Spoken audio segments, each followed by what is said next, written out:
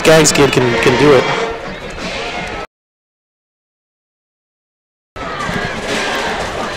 All right, here we go. The extra point attempt here for the Bulldogs. And that one is right in there for the lead as Laredo Alexander takes the opening drive 80 yards down the field. A lot of Skaggs and a lot of Swain passing the ball at 7:45 first quarter. It is 7-0 Laredo Alexander.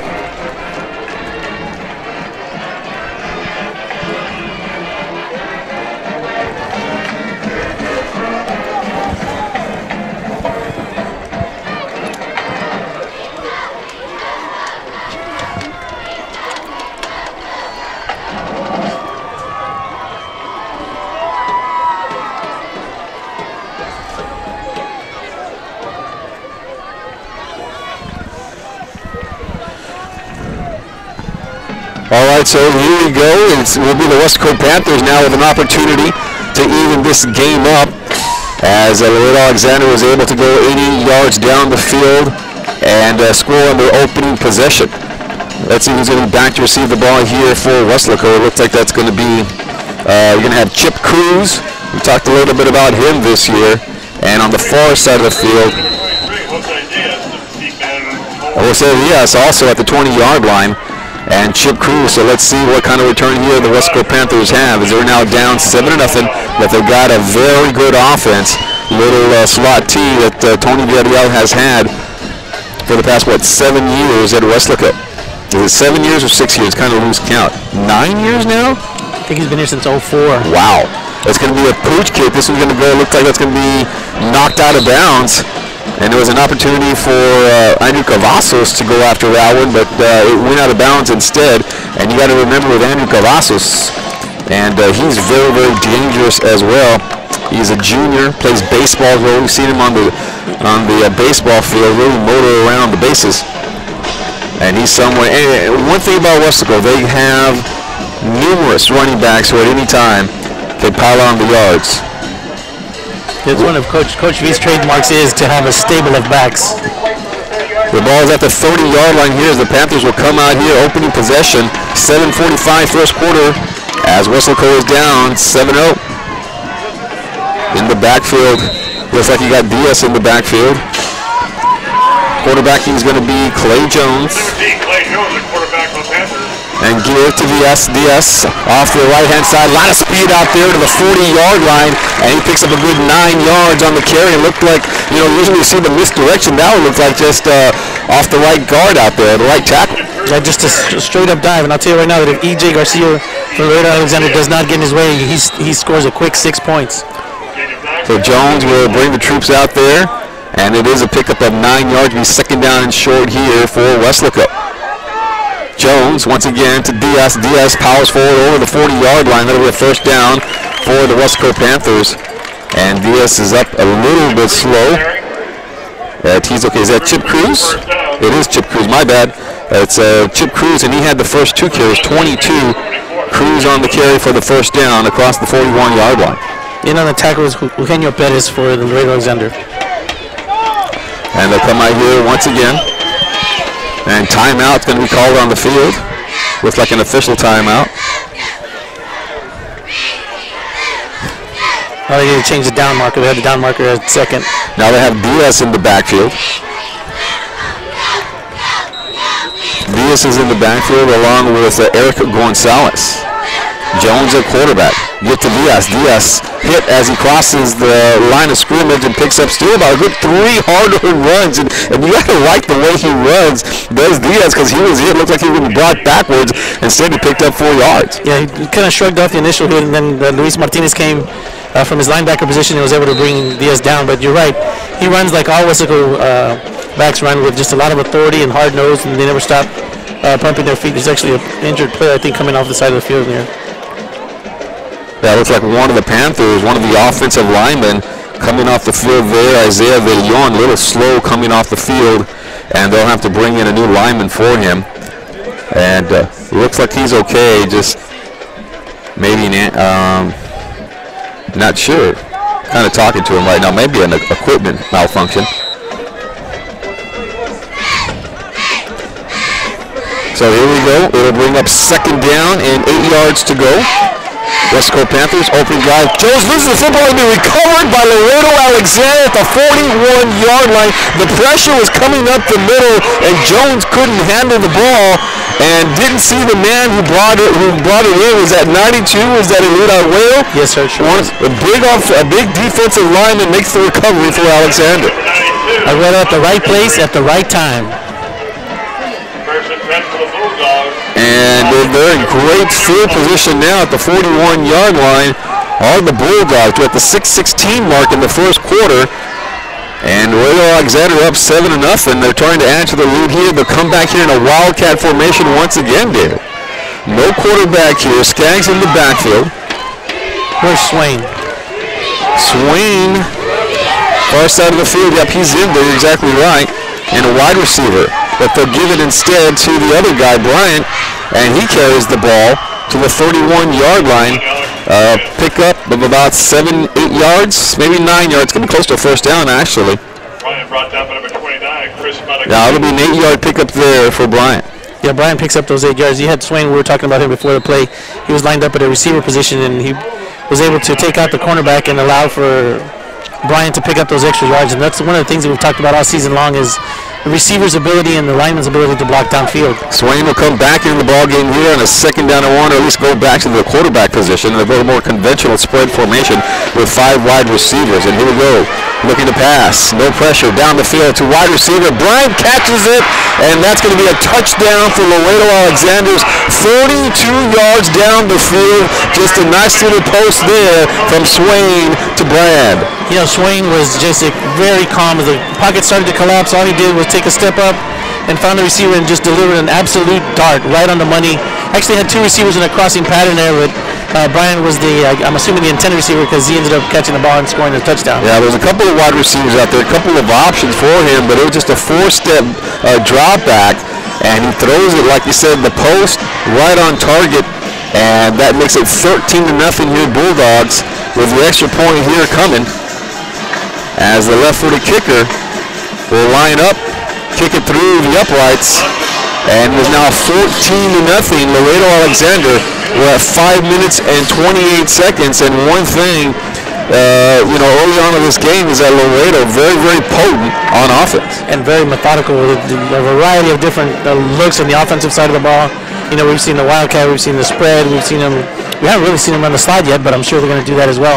You know, and then the tremendous amount of athleticism on that side. Yeah, we talked about that in the pregame, how these guys have a lot of playmakers out there, and they really have put it together, and that's a credit to the head coach out there, Joel Lopez of Laredo Alexander, to get this team and jump out to a lead of 14-0 here in the first quarter.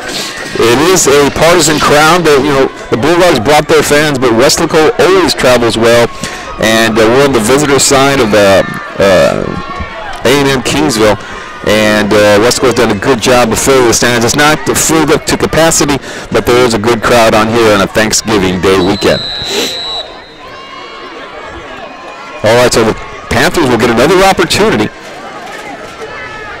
to get back into this football game, down 14-0 still early in this contest. And here we go.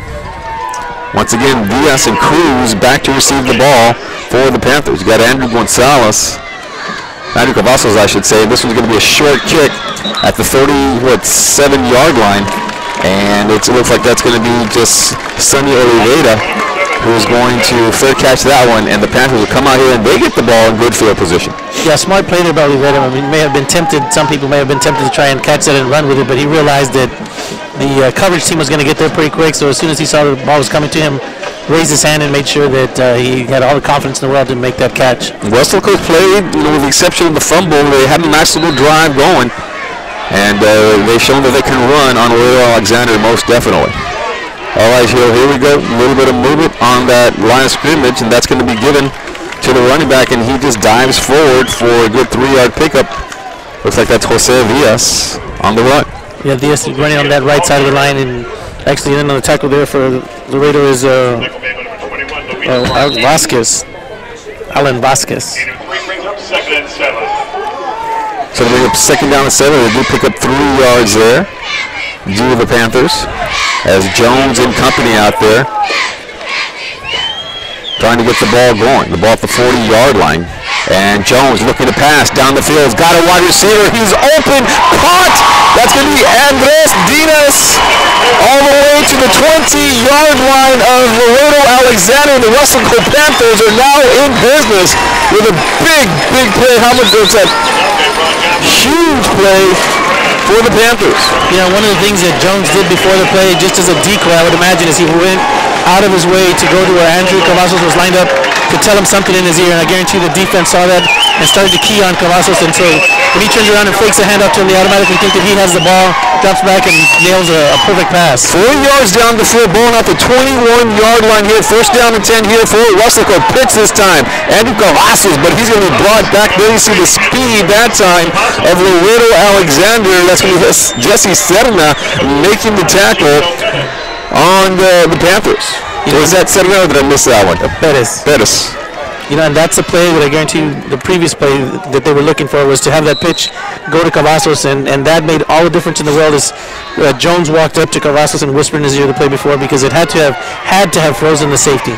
Loss of 5 yards there, so now it's back at the 25-yard line here. Jones going to have to come out passing once again. He can run it if he wants to, and he does. He takes off with a lot of speed to the 15-yard line, and Jones is brought down. There's going to be a flag there. Probably going to be some type of face mask, and move the ball half the distance to the goal there as Jones showing his scrambling ability inside the 15-yard line to the 14. I'll tell you what, man, he turned on the Jets real quick as soon as he realized that there was a hole going back against the grain, and picked up those 12 yards in a hurry. This is the first time I've seen Weslaco all season long, believe it or not, and you got to be impressed with Jones, because once he saw the green turf out there, he said, I'm not even going to pass this one. I got a lot of room to go downfield. And they take the flag. There was no penalty at all. I'm not sure what the call was, or what the official saw down there, but they pick up the flag, and a big, 14 yards picked up there. We have 3rd down and 2 now here for Weslaco. Weslaco in that red zone now. The 13-yard line, 3:49 in the first quarter. It's 14-0 Alexander. They've got just a slight delay there as the officials are over there talking to Coach Lopez and explaining to him why they picked up the flag. So here we go. They're in a power I formation now for Weslaco. Cruz in the backfield. They're going to give action to the up man, Diaz. Diaz battling forward inside the 10-yard line and picks up a big first down here for the Panthers. Diaz just shakes off the initial hit, used his legs, spun around actually, and picked up another 2 yards on that run. And you want to talk about a kid who was determined to get a beyond the marker. That's Diaz right there. Yeah, that was a big 3rd down play there. If he doesn't pick up the first, and then Coach Villarreal has to make a big decision instead, it's a first down. 3 minutes and 30 seconds. The clock is rolling now. We're in the first quarter. Panthers trying to cut into that Bulldog lead. They're down 14-0. Power I formation once again. It's going to be Cruz in the backfield. Cruz and Diaz. And Jones looking to pass this time and wants to take off running. Stiff arm. He's going to go in for the score. Touchdown. Clay Jones from 9 yards out, and Weslaco is about to cut into this lead a little bit more. Here it's 14-6 with the extra point pending. Game on, Carlos. Yeah, it's a drive that started at the 30-yard line, so they go 70 yards down the field. And Weslaco Panthers in business here. You know, the thing that's so important about that play, you mentioned it, is the stiff arm that Jones had. There was looked like the defensive end actually had an angle on him, and Jones just kind of, showed his summer workouts in the weight room and just pushed him down completely, and then it had nothing but open spaces. Yeah, he had a couple of wide receivers. The extra point is good, and it's now 14-7 as the Panthers were able to motor on down the field. But yeah, you're exactly right. He had the option out there. He had like 3 receivers out there. But once again, he's got that speed. You got to be impressed with Clay Jones. 2 big runs on this drive. And the Panthers on the board here is 3:09 in the first quarter. We got ourselves a ball game at Texas A&M Kingsville Javelina Stadium. You talk about the 3 receivers that are open out there, but Jones did the smart thing. He ran it in himself, not because he was being selfish, but because that's the smart thing to do. Because you know what they say, right? Anytime you throw a pass, there's 3 things that can happen, and 2 of them are bad. So great decision by Clay Jones to take it in on his own. Absolutely. Remember, the only Alexander stopped that first drive of Weslaco with a fumble on the exchange between center and quarterback, but this time the Panthers able to take it 70 yards, and the defense has to now make their adjustments because so far in this contest, Alexander has had their way with the Panther defense, so they'll have to make their adjustments, which I'm sure they will, and we'll see what happens here. I got a feeling it's going to be a shootout today. Absolutely. And I was watching the Alexander kicker pregame, and he put a couple in from 45, so I mean, we know what he can do. Didn't get a chance to see what the Weslaco kicker was doing. All right, so here we go. Kickoff, high kickoff. Dina kicking this one. That's going to be Bryant, who's going to pick this one from the 3-yard line. He's going to bring it up. Got Skaggs out there blocking for it to the 20-yard line and stopped at the 21. And the Bulldogs will come out with 3:02 in the first quarter. Weslaco's defense obviously needs to tighten up here.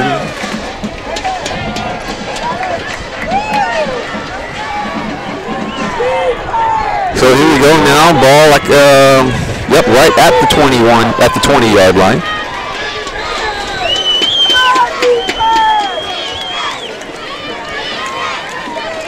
And they'll come out here. Let's see, that's going to be Swain still at quarterback. Got Skaggs in the backfield with him. And the pass out there with Skaggs. Got a couple of blockers, but a good job once again. That's going to be Jacob Martin with the tackle. Jacob Martin actually fights through the receivers that were trying to throw the block there and just shrugged them out of the way and made a big play on Skaggs. We're going to go with Martin. Is it Martin or Martin? You know, Martin.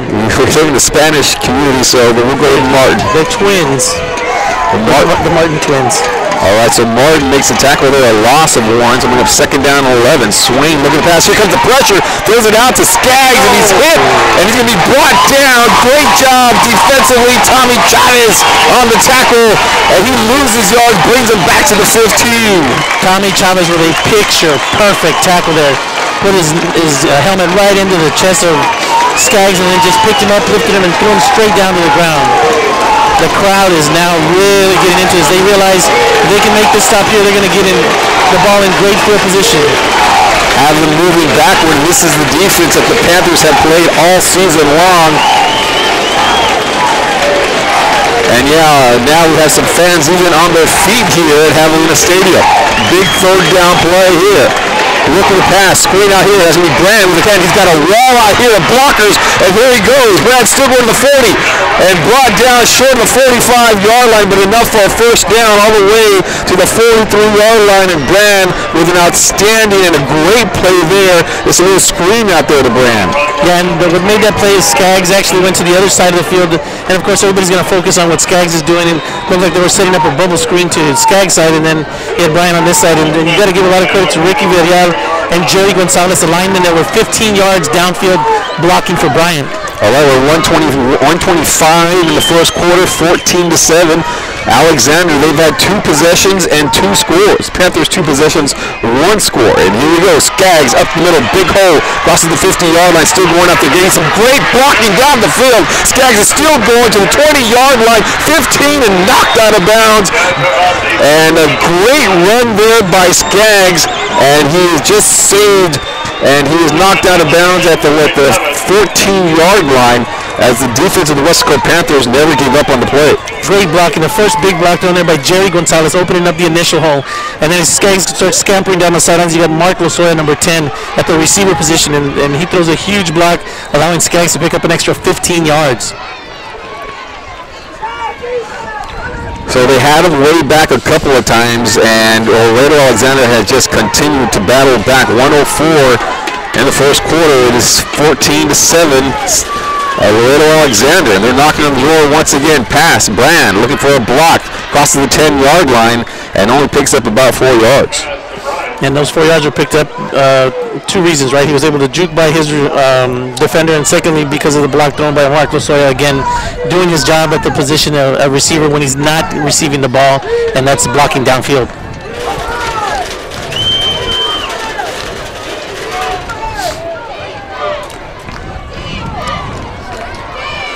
right, so second down and 6 yards to go. They can still get a first down if they get to about the 3-yard line. They come out here in a wildcat formation, and Skaggs is out there, and he goes down right at the 10-yard line. They'll bring up third down.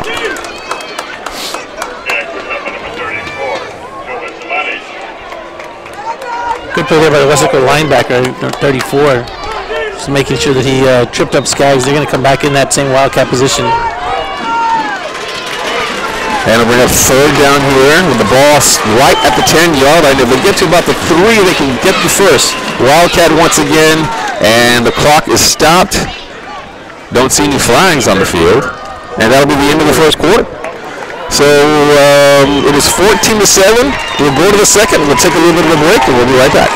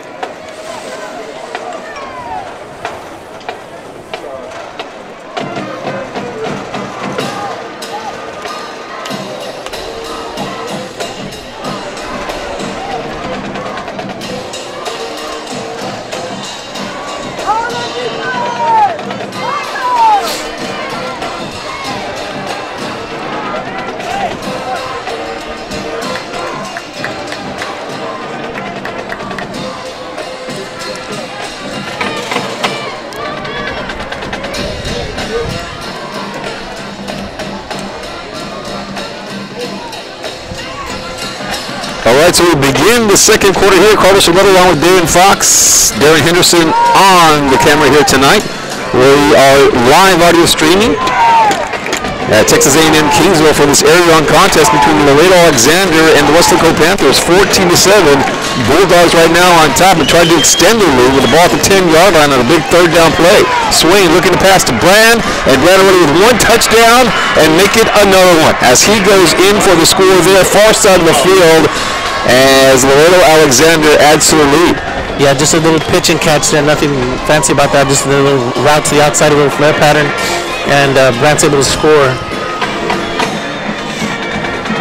And they go down the field. This is a drive that started at the 20-yard line, so an 80-yard drive for them. And Weslaco had their opportunities, trying to stop them on some third down conversions.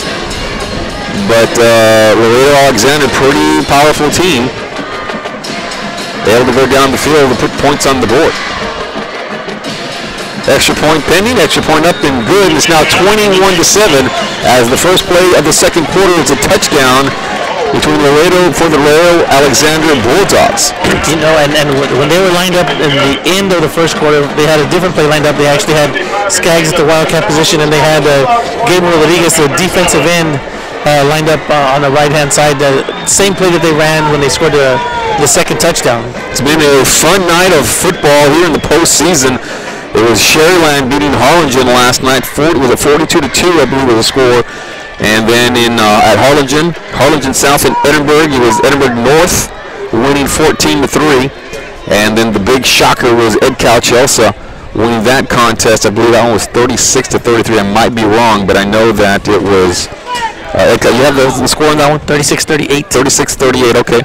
And Ed-Cal Chelsea moving on. That was a big win for Ed-Cal Chelsea in the fact that they played against the number 8 ranked team in the state of Texas, and Port Lavaca Calhoun always tough year in and year out. Also, Port Isabel won their game, and there was a game earlier, Raymondville. Don't know the final of that one. We'll try to find out here pretty soon. Am I missing any other games? No, but I think there's another game tonight. There, it'll certainly be December by next week. Yes. December, and more than one high school team from the Rio Grande Valley playing football. And here we go, the kickoff. This is going to go to Andrew Cavazos, and he picks it up and still going to the 40-yard line. It was a short kick to the 25, and he advances all the way to the 40. And the Panthers will come out here and try to cut into the lead once again. The last time, 70 yards down the field, so the offense is moving nicely for Weslaco.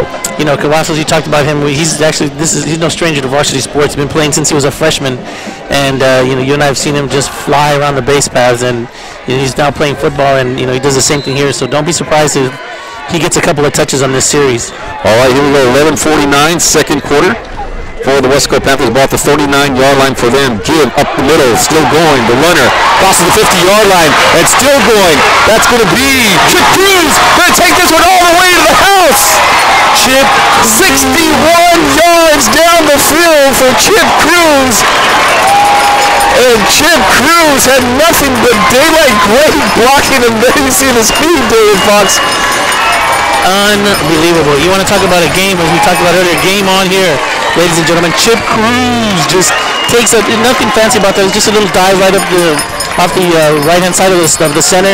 One guy to be there, brought everybody into the box, and when you do that, your first wave, you get by him, you got only a safety and maybe a corner coming at you, and Cruz just not only outran him, but kind of shrugged him off as he tried to grab onto his waist. 69 one-play drive here for the Weslaco Panthers. And there you go. We talked about this being a shootout. Little Alexander, they've scored on all their possessions. The only time Weslaco has been stopped so far in this contest is because of a fumble. But at 11 minutes and 48 seconds, it's 21-14. Weslaco needs to stop defensively. This is the kind of football you love to see 2 days after Thanksgiving. Turkey filled, all of us in the stadium. And we're watching a great game going on here today. Absolutely. It's the second round of the playoffs. Usually right around Thanksgiving, you're already in the third round of the playoffs. But the way the schedule worked out, we're in the second round of the playoffs on Thanksgiving. So we will be playing into December next week. Several of the several of the teams across the valley, the Panthers, have a good chance if they can make a stop defensively. Because offensively, they've done a tremendous job. And defensively, they've had their moments. They've been in the position to make a couple of tackles, but once again, you gotta respect the guys on the other team. Alexander, there's some good football players out there. In talking to some people during the week about this game, right, they say, really all you got to do is stop Skaggs. Really all you got to do is stop Skaggs. But you're going to stop Skaggs, you're going to have to face Bryant. You're going to stop Bryant and Skaggs, you're going to have to face Swain. So it's more than just a one-dimensional team that they're facing here. Yeah, so far Bryant has been tough, and Skaggs, they've both been very, very good. And Swain has an arm. Swain definitely has an arm, but we've seen already Cruz, and we've seen Clay Jones be the weapons for the Weslaco Panthers in this contest. All right, so with the 11:38 mark, second quarter, as the Weslaco Panthers going to go out on defense. Here's the kickoff. This one will be high, and another return man will muff it at the 5-yard line and hit and stop at the 15-yard line, hustling down the field there for the Weslaco Panthers, and bringing on the hit and making the stop there is Joe Esteves, excuse me. A great kick there. It actually pins him deep. He tried to field the ball at the 5-yard line. Maybe got a little antsy, heard some footsteps coming down, took his eyes off the ball, and muffed it. And Weslaco gets down there just a split second quicker, and they have an opportunity to jump all over that. And so here we go. So now with the ball right at the 16-yard line, as little Alexander. This is a little bit of a more advantage here for Weslaco, as they'll have to start way deep in their own territory. 11:32 in the second quarter. Alexander has the lead 21-14. And Swain will come out here at quarterback. Give to Skaggs. That's been the method of operation for them. And Skaggs out on the far side of the field and still going to Skaggs. Now a little track meet. Skaggs is gone. 50, 40, 30. No one's going to catch him. Touchdown, Skaggs. A tremendous run for him. That's at 84 yards down the field. 84 yards down the field, and he just flew by. You want to talk about a guy who looked like he was getting on a train. He started looping around, and he took that handoff. He just waited and waited for the blocks to be thrown, and then took the outside corner, and then realized that there was just a little bit of a seam between his receiver and the defender. Took that seam, cut it upfield, and he was just gone. The speedster from the far side of the field motors quickly down the field, 86 yards. 86 or 84 yards rather, to make it 27-14 with an extra point here for the try. No, there's actually a penalty on the defense. I'm not sure what the call was on that. I didn't catch that either. Velasquez to hold. I just know it's half the distance to the goal, so he'll be kicking, what's that, a 19, 18 yarder. So extra point pending here. And looks like the Red Alexander just called the timeout. Yeah, they might want to go for 2 here. Yeah, the way this game's going, they might want to go for 2.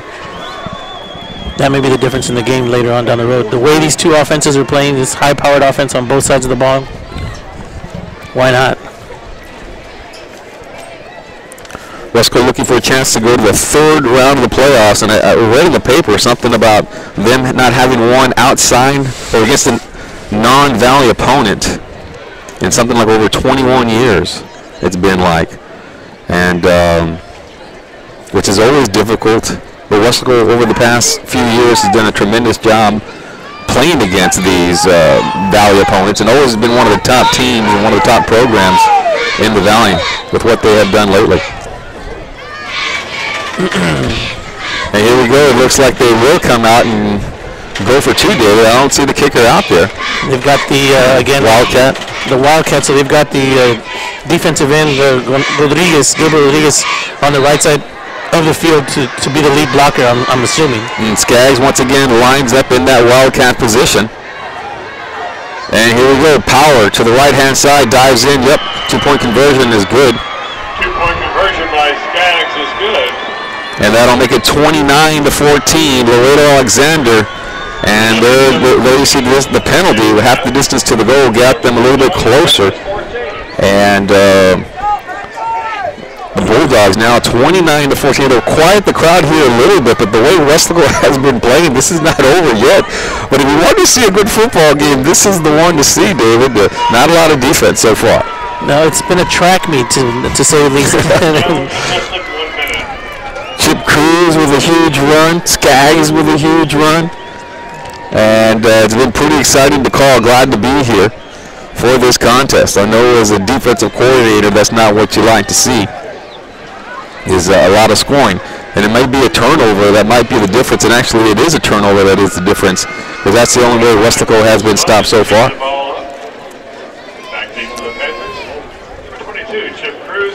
11-17. Seems like that clock has not stopped. Has not moved. Right? Think about it. Or 12-minute quarters, and we're still within that first minute. 11-17 in the second quarter. 29-14. It is Laredo Alexander right now on top.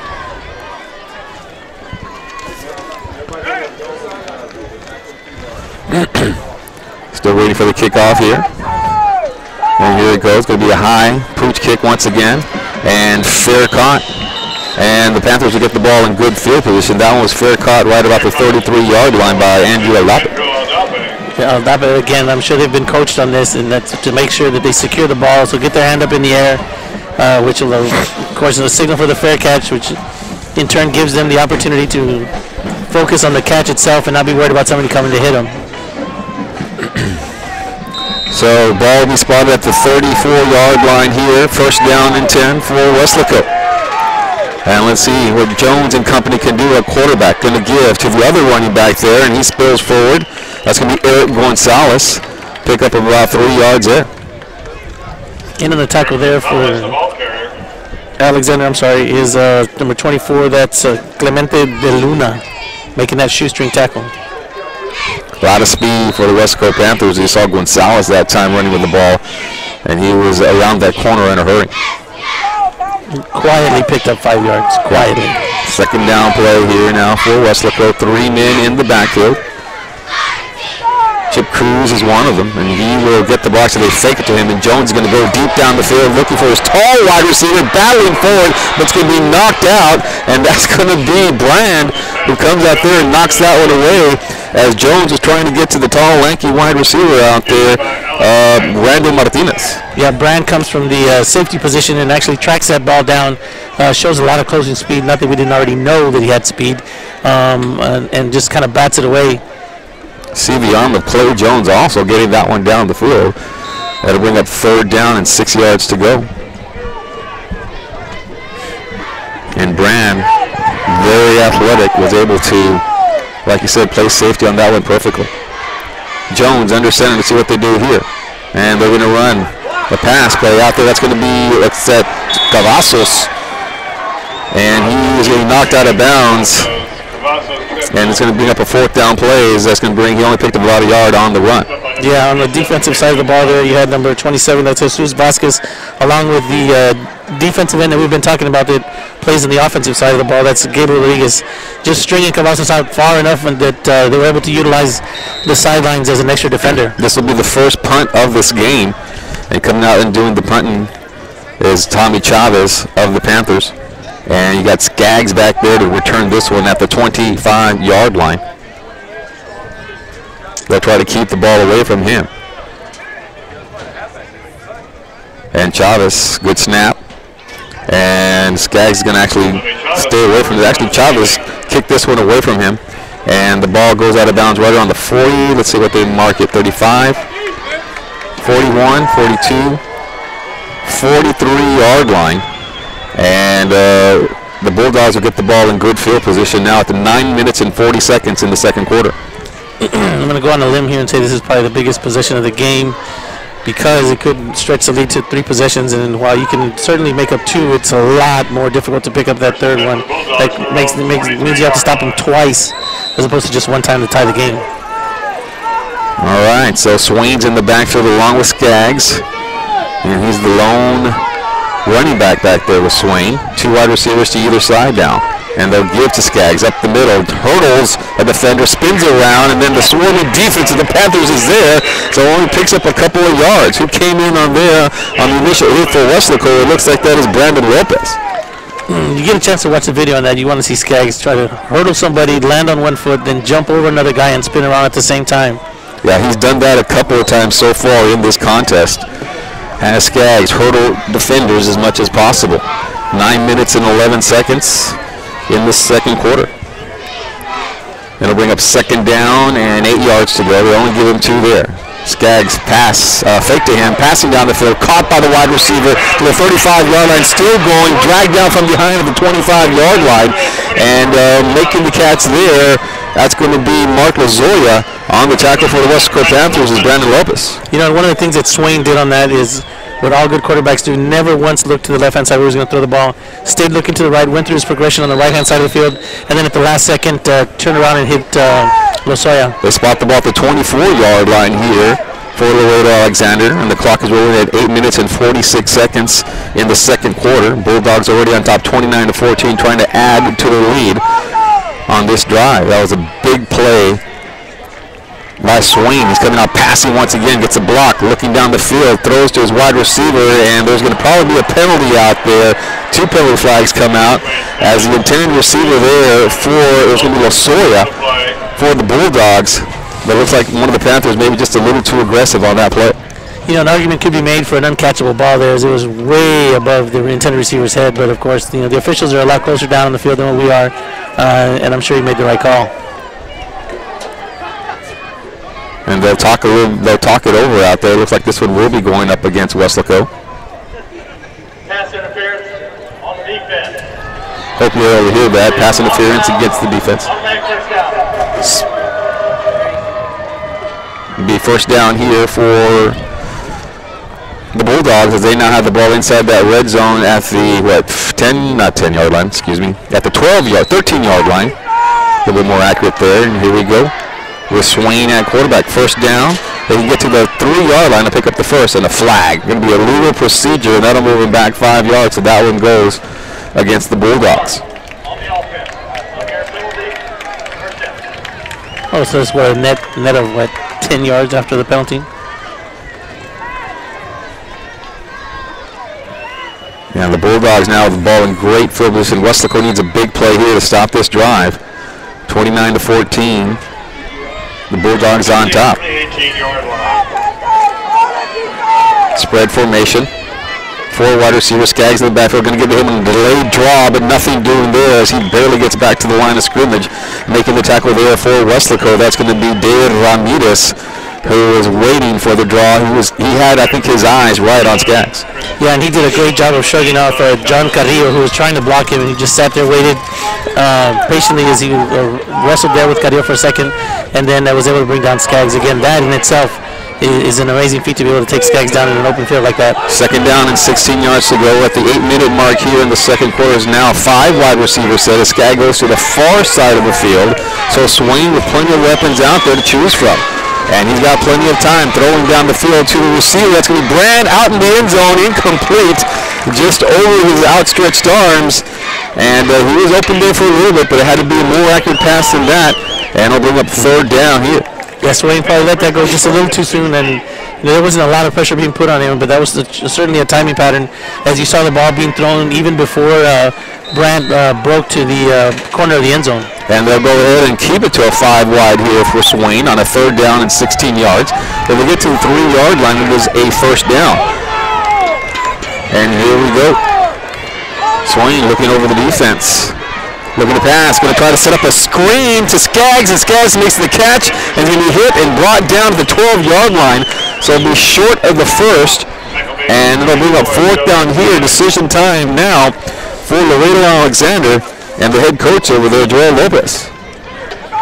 You know, one of the things that we talked about earlier is Swain's ability with the deception in the backfield. As he sits back, he always looks away from where he's actually going to throw the ball, and inevitably it'll freeze a linebacker, it'll freeze a safety, and gives his receiver the opportunity to get open on the other side.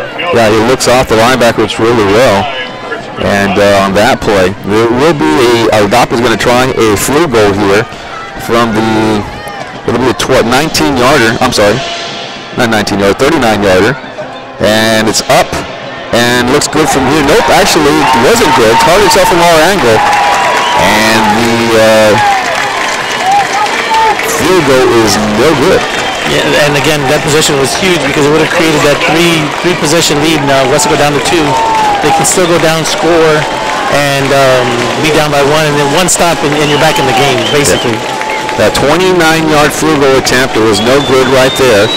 So the Panthers with an opportunity to get back into the contest. They got plenty of time, 6 minutes and 53 seconds, but you got to believe they got to get a score sometime here in this second quarter before the half. And here we go, I formation. Going to be a give to the up man fullback that time, and he only picks up a couple of yards. And let's see who comes up from the pile there, and that's going to be Cruz, Jose Elias, with the little bit of a run, and believe making the tackle. Did you catch that there? It looked like Freddie Romo. Along with Eliud Aguero.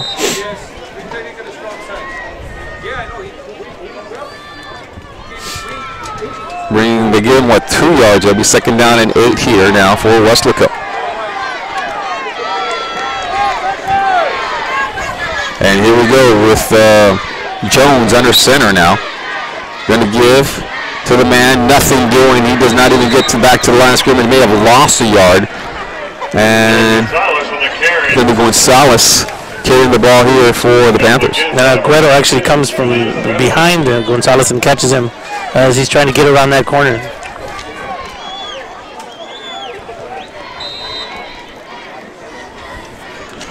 And so 5 minutes and 49 seconds, a big third down play here now for the Panthers. Third down and 10. And it looks like a passing situation for Weslaco. This is a team that on 7-7 did go to state, and Clay Jones remains there at quarterback. Man in motion. He's got 4 wide receivers to choose from. He rolls far side of the field, has a little bit of pressure. Now he's going to take off running, directing traffic, and he goes out of bounds at the 26-yard line, short of the first down. 25-yard line. Yeah, 26 yards. Actually, Pedro Diaz from Laredo Alexander had a beat on Jones, and one of the they didn't catch the number, but one of the upbacks for Weslaco just took him out of the picture completely, allowing for Jones to pick up those yards. You've got Coach V, the offensive coordinator is actually down with the players right now. On the fourth down play here, 5:25 to go. You would think they're going to punt, right? But stranger things have happened in playoff games. Yeah, the play clock is running down to 17 seconds. Still plenty of time, but the Tommy Chalmers will go out there to punt. Skaggs hanging out the 40-yard line. On a fourth down play here, yeah, you're exactly right. They're punting away. You don't want to give the ball back to the Bulldogs, but you don't want to give the ball at the 20-yard line either. And it looks like a great punt, by the way, but delay of game on Weslaco. Yeah, Tommy Chavez just boomed that ball all the way down to the 40-yard line.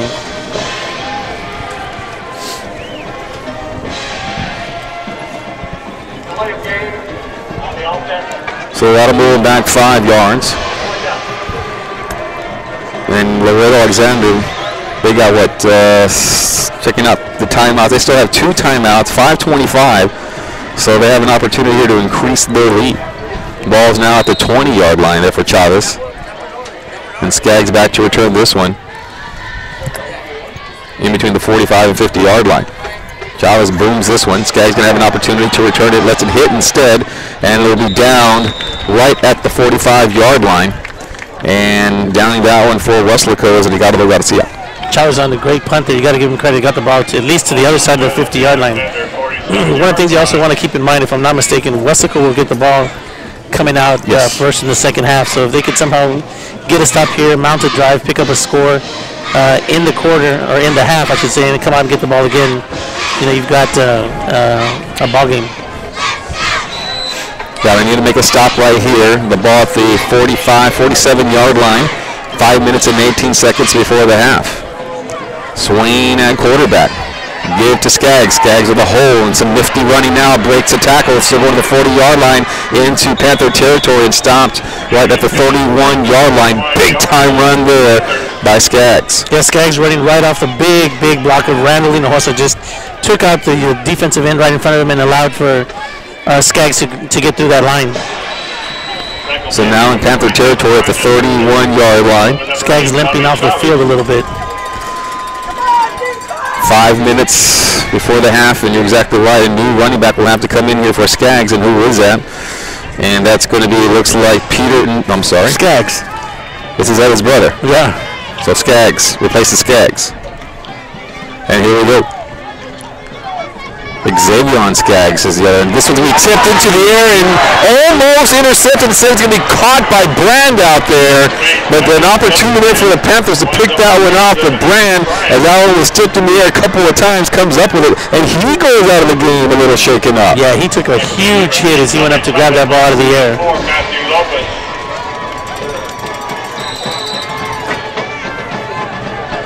So you got two of your big weapons on the sidelines. You're exactly right. That's Xavier Skaggs now, the new running back for Laredo Alexander, and a new wide receiver out there as well. Didn't get his number. But you still have Swain, who's potent, and he's out there looking to pass down the field, and he's going to take off running instead and goes out of bounds at the 26-yard line. Yeah, forced out of bounds there is at 29 for Weslaco Panthers. Does a good job of stringing Swain out, forcing him to just keep going and not picking up any real positive yards, just running laterally on the field.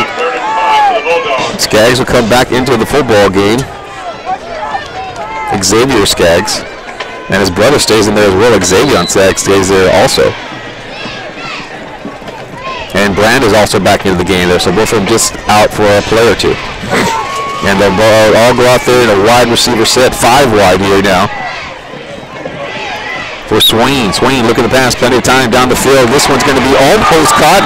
Good defensive play there, but the man never gave him on the play, Mark Lasoya, for the Bulldogs, almost picked it up off the deflection. Yeah, and Lasoya was actually, funny you say that, because he was actually the intended receiver, has a defender on his back. They tip the drill, and the ball goes flying continuously downfield, and he actually dives out there and almost picks it up. You're going to talk about a never quit attitude.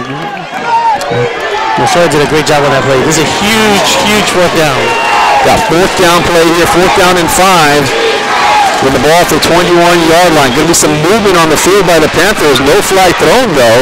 And Swain's going to take off running, crossing the 20-yard line, 10-yard line now, and to the 5-yard line, and he picks up a big first down. You know, I think everybody was kind of looking or anticipating that flag was going to be thrown as some of the Panthers moved before the ball was snapped. Of course, Swain took advantage of that, rolled out to the right-hand side of the field, and then realized that the cutback was available, and then took off and picked up a ton of yards and had him on 1st and goal. He's actually going out of the game now, so we'll have Skaggs, I'm sure, running the Wildcat again with the defensive end there, Gabriel Rodriguez on the right-hand side as a lead blocker.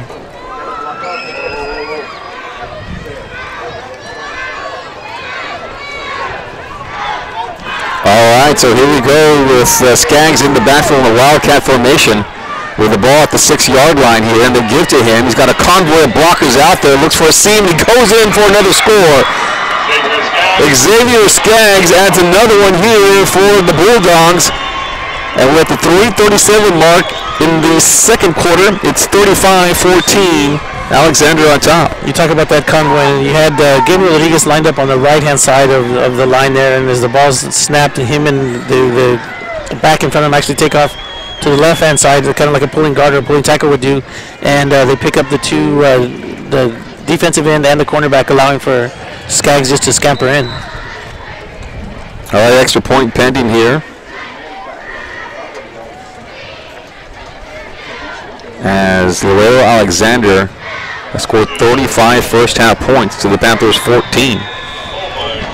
And at 3 minutes and 37 seconds, it is Laredo Alexander leading 36-14. We'll take a break. 3:37 remaining in the half.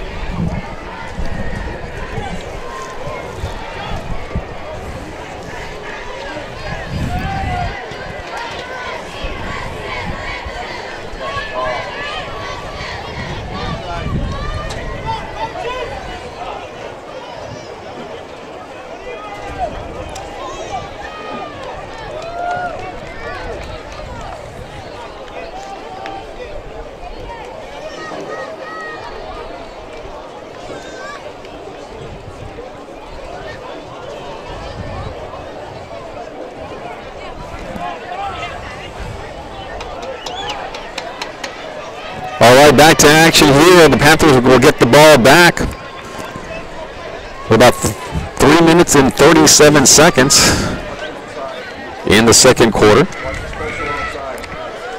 And of course, this is that position that we talked about. If they're going to mount a drive, they're going to punch it in. They certainly need to do it now and not allow Laredo Alexander to get the ball back. Not that they would be mad, right, if they scored in the first play on the kickoff. I'm sure they wouldn't mind. Sure, that as well. Absolutely. All right, so here we go. It's going to be a high pooch kick, and actually going to be taken by the Laredo Alexander Bulldogs. A fair catch was indicated by Weslaco, but Alexander actually took this one and took it right at the 45-yard line. So it's going to be an interesting call here for the officials.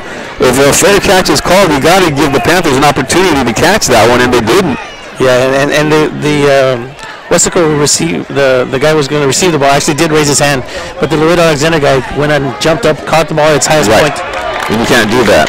And this is a break for Weslaco because there's actually a flag going to be thrown, so they're going to start off with a very, very short field. They should be somewhere around the, I'm going to say the 45 of Laredo Alexander. Got to take advantage of that. Once again, here's what happened. It was a high pooch kick to one of the up men. Not even an up man, it was actually your linemen that are out there as the first protection.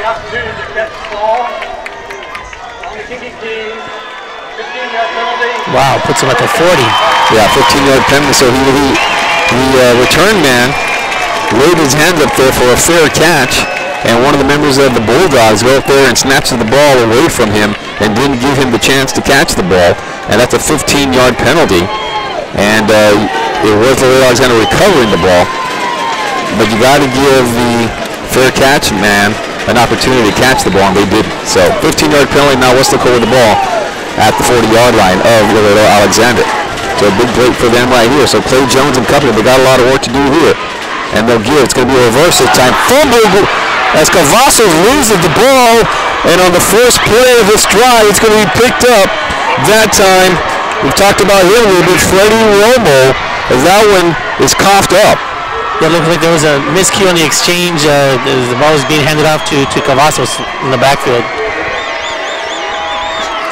Trying just a little of a reverse here to Cavazos, trying to get the ball into the speedster. But the ball comes loose, and Romo with the recovery, and the Alexander offense is back on the field. Got 3:33, and they're up 36-14. Let's see what they do here now. This high-powered offense of Laredo Alexander. Swain will be there at quarterback, and he'll have his 5 wide receivers to work with here. He's got everybody in. Skaggs, Bryant, everybody. Skaggs is at the slot receiver to the near side. And they'll do a bubble screen out there to him. He gets a block from his brother, and Skaggs now turns the corner and picks up about 5 yards there on the run after the catch. And that's those 5 yards, the hole opened up there by Travis Allen, making sure that he kept the cornerback busy just long enough. And of course, we know it doesn't take a lot of time for Skaggs to scamper through a little crease. Xavier Skaggs with the block right there for his brother Xavier Skaggs. And now Xavier will go and line up the far side of the field as a wide receiver. Xavier over here in the slot. Swain at quarterback, 2nd down and 4 yards to go. They gave him 6 on that previous play. Look at the pass down the field. Swain to Brandt, and he picks up the 1st down as he's stopped at the 35-yard line. Swain very poised in the backfield. As he's going through his progression, he stands there, the pocket starts to collapse. He just steps up, moves right out of the way of a guy who's reaching out for his shoulder pads and makes a perfect throw. We're in the 2nd quarter here with 3 minutes and 15 seconds. The clock continues to roll here now, and it's 36-14. Laredo Alexander on top. I'm Carlos Roberto along with David Fox, broadcasting this game live audio on 956sports.com. The video to come later on after this broadcast. Skaggs in the backfield now. Swain will give him the ball, and he goes up the middle. Big hole for him, and a good 12-yard pickup, 14-yard pickup to the 20-yard line is Xavier Skaggs, and he's mounting just a monster game here in the early round of the playoffs. Running right behind John Carrillo, throwing a big block. We've called Carrillo's names a couple of times today, and he opened up that huge hole for Skaggs. Unable to, don't have anybody keeping stats for us right now, but Skaggs is having just a great game, well over 100 yards. He had, what, an 89-yarder, or an 80, was it 84-yarder? Yes, 84-yarder earlier. So here we go, 2:28, 1st down and 10. Swain down the field, Brandt up for grabs in the end zone, incomplete. Good job there defensively. Is there a flag on the play? Not sure.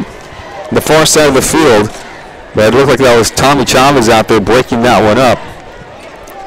If I am correct, no, I'm sorry, not Chavez, but Brandon Lopez rather. Yeah, Brandon Lopez showing his closing speed, showing how he can get down to the ball real quick, and it jumps up, catches it, or doesn't catch it, but bats it away at its highest point, making sure that Brandt didn't bring that down for a score. It's going to be a penalty flag against Laredo Alexander, though,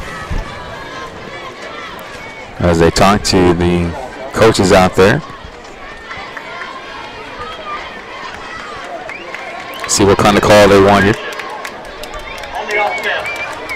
Illegal formation. 5 men in the back. I got you. So didn't have enough men on the line of scrimmage. And that's a 5-yard penalty, moving back to the 25-yard line. So first down and 15 yards to go here now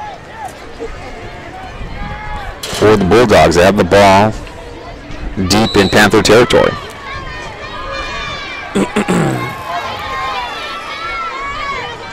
And here we go. Skaggs in the backfield along with Swain, looking to pass to his wide receiver. He's got Brand wide open, touchdown. 25-yard pass to Brand. He's got a couple of touchdowns already in this contest. Add another one here. And he was wide open on the far side of the field. Nobody was even near him. Yeah, Swain did the same thing again. Stayed looking through his progression, but focused all his efforts on the left-hand side of the field. And then when he felt that the time was right, turned around and just hit Brandt in complete stride and picked up another 6 points. Making it 42-14 for Laredo Alexander, and they're just pulling away here. Extra point is pending. And that one looks good from here, and it is. 43-14, Laredo Alexander on top. And Weslaco's going to come off the field a little dejected there, but their kids did a good job. This is a high-powered team that Laredo Alexander has, and they're doing a good job of moving the ball up and down the field. You know, and it's a well-balanced attack. They're running the ball, they're passing the ball, and all of their athletes are getting involved in the game. And Swain's done a good job of distributing the passes to everybody equally. And what do you do to you know, everybody says, oh, you got to stop Skaggs, but you know, it's not as easy as people make it out to be. Right, it's been a well-balanced attack, and several players have gotten in on the action, and Brand and Skaggs and the quarterback as well. So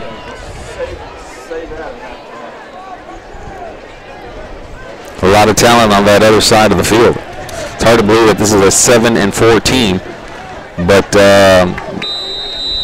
they got into the playoffs and are playing at the right time.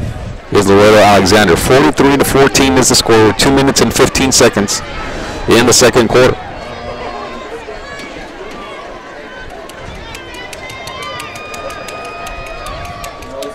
High pooch kick once again, and this one will be spotted at the 25-yard line rather, and brought out to the 35-yard line.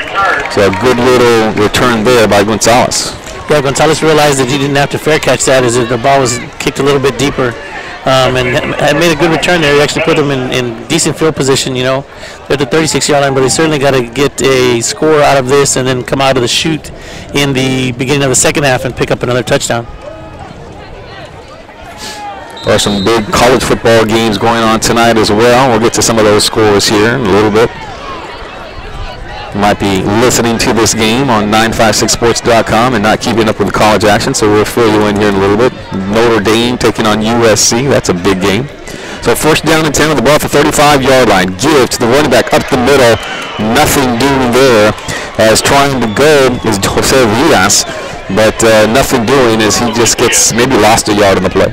Yeah, runs right into Freddie Romo again, talking about the guy who's had a big game on the defensive side of the ball for Laredo. Passing formation here for Clay Jones and company, and he does come out passing down the field to his wide receiver, and this one's going to be picked off by Alexander at the 40-yard line. He was trying to get it out there to his tall wide receiver, Randall Martinez, but the coverage was there for Alexander, and it looks like that was Clemente de Luna on the interception. Yeah, you know, there was a little bit of a bump in there, and Martinez actually reached up his hand and was probably bumped a little bit and forced him to lose concentration on the ball, and it was tipped right back to the defender. 3 turnovers in the first half for Weslaco have hurt this football team. 2 fumbles and now an interception. Coach Villarreal is talking to the officials out there wanting an interference call, but he didn't get it.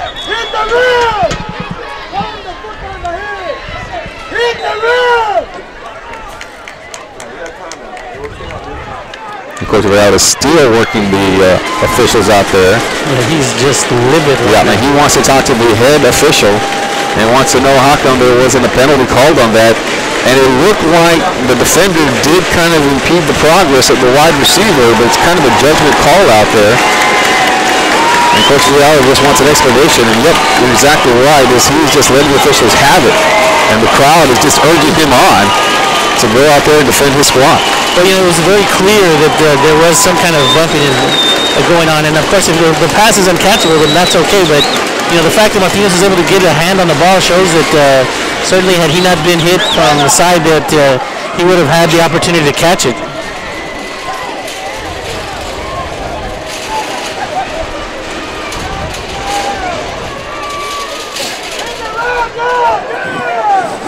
It's kind of like basketball, you know, you wake the officials, and look for a call later on down the field.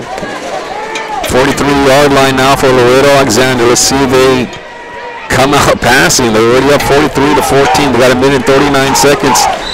And 2 timeouts still to go. 5 wide receivers here for the quarterback, Aaron Swain. Swain looking to pass down the field. Pressure's coming, and he's going to be brought down as the Panthers come up with a big defensive play, making the tackle there. It looks like Michael Brandon Torres, and there was another young man out there. Didn't catch his number. Maybe it was Pablo Garcia. Yeah, number 33. Yeah, they came in on a stunt there and guessed right as they were able to catch Swain as he was trying to roll out and get the pass off. Yeah, Swain did a good job of actually holding on to the ball. Yeah, good coverage as well by the Panthers down the field, because Swain could not find anybody open. And Skaggs is in the backfield. He looks like he's hurting just a little bit. Under a minute left in the first half. As the ball moved back to the 34-yard line, give to Skaggs up the middle, hit and still going, and brought down from behind by the Weslaco Panthers as he picks up a good 4 yards there on the run. You might want to call a timeout here, I would imagine. Clock is rolling at 45 seconds. Making the tackle there is Bobby Estebanes.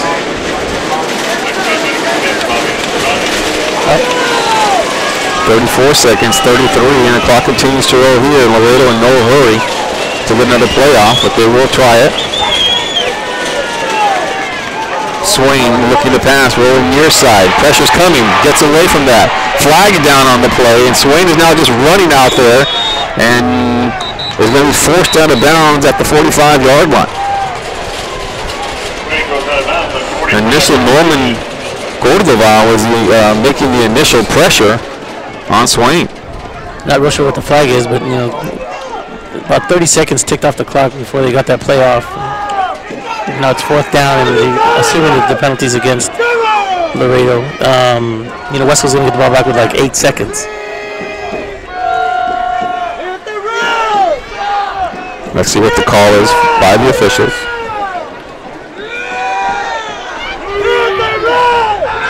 And it's going to go against Weslaco. Wow, that's a huge call because it'll be a 1st down. It's a face mask against the Weslaco Panthers. And that'll move the ball all the way to the 45-yard line. So with 15 seconds, Ray Alexander will continue to try to do something on this drive. You almost want to drop back into a prevent here. Swain in the backfield at quarterback along with Skaggs. And they'll come out passing, trying to get it to Brand. And he'll go to Brand down the field. He's wide open as the defender fell down, but he cannot come up with the catch. Brand ran an out and up pattern there. Yeah, you're exactly right. The pump and go, whatever you want to call it, but he was open at the 10-yard line, but not a very good pass there that time. One of the few misfires by Swain, the quarterback. Again, we talk about Swain, just a sophomore. Very, very poised back there. So here we go. We've still got 8 seconds on a 2nd down play, 2nd down and 10. They could run a couple more plays if they wanted to. They're already up 43-14. There's 8 seconds left before the half. Coming out passing to Swain, trying to set up a screen this time to Skaggs, and Skaggs catches the ball and comes to the near side, and still going to Skaggs. And to the 40-yard line, picks up a 1st down. Clock is already at 0-0, and that'll be the end of the half as Skaggs has run out of bounds at the 33-yard line, and that'll be the end of the 1st half. The Bulldogs are on top, 43-14. The Panthers of Weslaco High School 14. We'll go ahead and keep the audio going. Lock down our camera so you can see the bands a little bit if they do come out here to perform. Looks like they will, but we'll go ahead and take a break from doing the play-by-play and the color commentary, and we'll have 2nd half action later.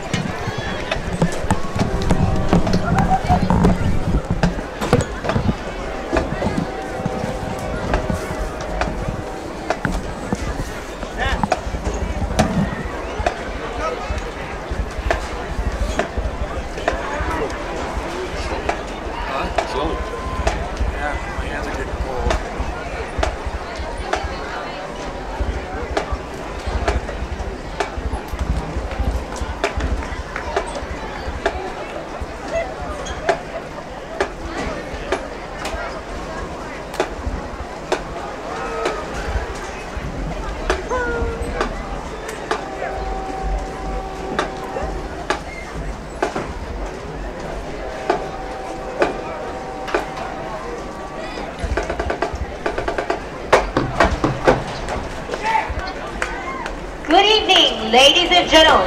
Welcome to the Weslaco Pep 4 halftime performance.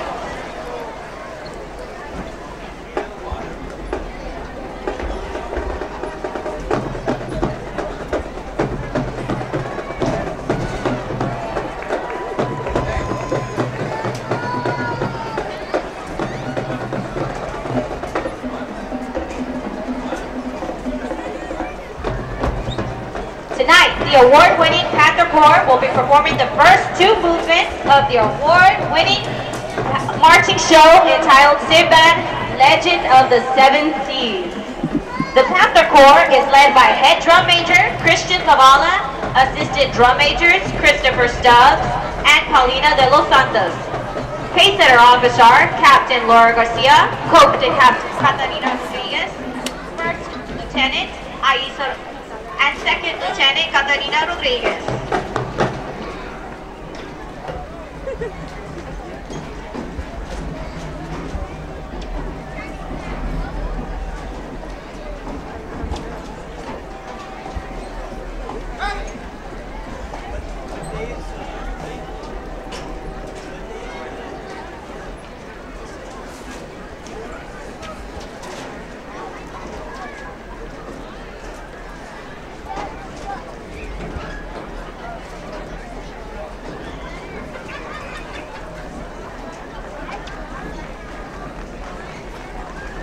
Now sit back and enjoy the show.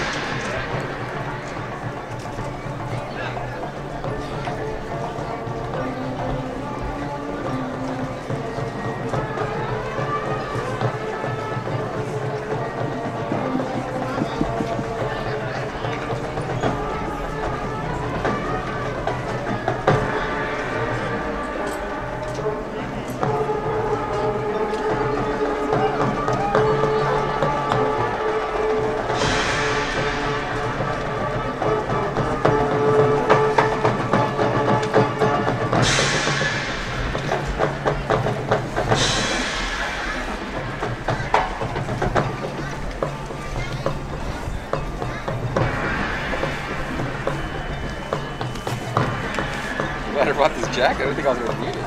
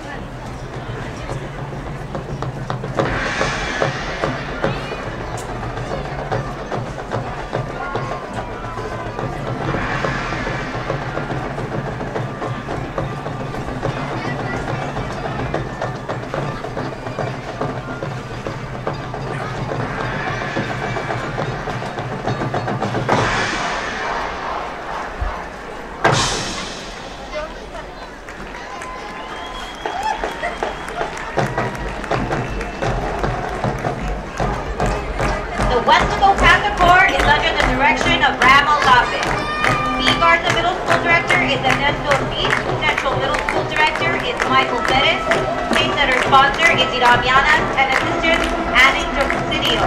Assistant band directors are Dr. Tom Sturziger, Ron Lowe, Paul Noel, Juan Martinez, Cecilia Garza, and Helen Timmer. The Panther Corps would like to thank and recognize our B Garza Middle School Principal, Mr. John F. Garland, Central Middle School Principal, Ms. Pat Munoz, Weslaco High School, Mr. Isidoro Nieto, Superintendent of Schools, Dr. Ruben Alejandro, Weslaco School Board of Trustees, all the administration, faculty, student body, and our incredible Panther Corps parents and faculty, sir.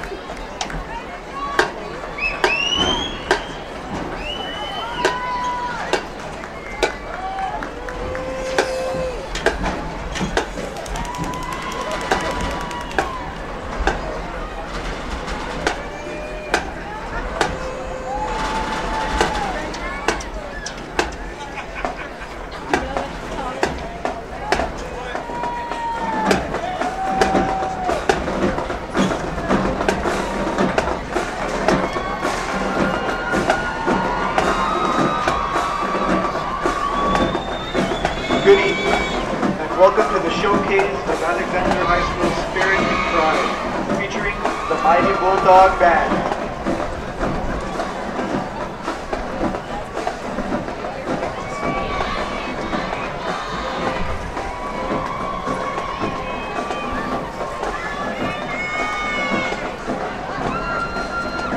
The Bulldog Band is under the field direction of drum majors David Villanueva, Jacqueline Calderon, and color guard captain Nady Sims. Sit back and enjoy tonight's halftime entertainment.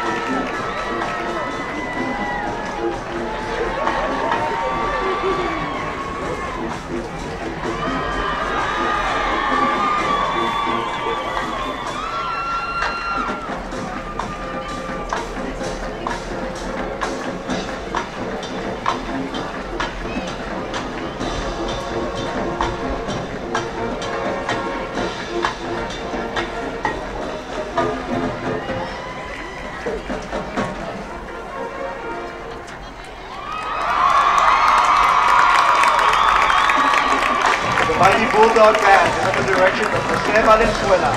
He is assisted by Lyle Perkins, Christopher Lunsford, Patrick Lewis, and color guard instructor Ofelia Ramirez.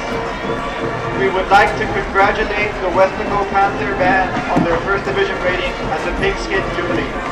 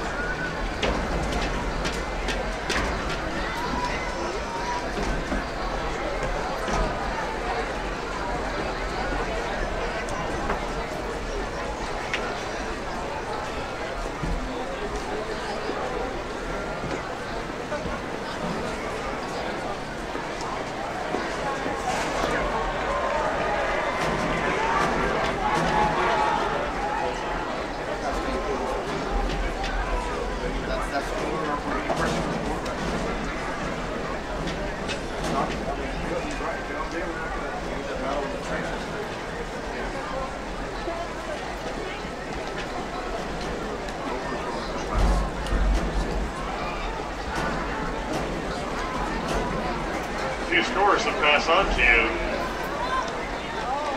Early this afternoon, Alabama 49, Auburn 0.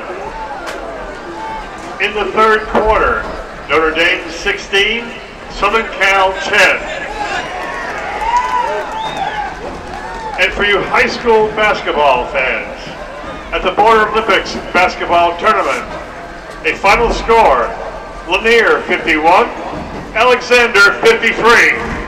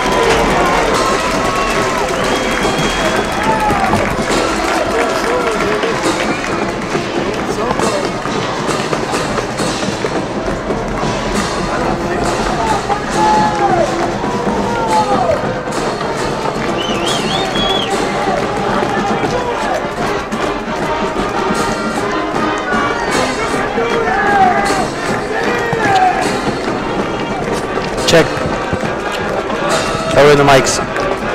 Good.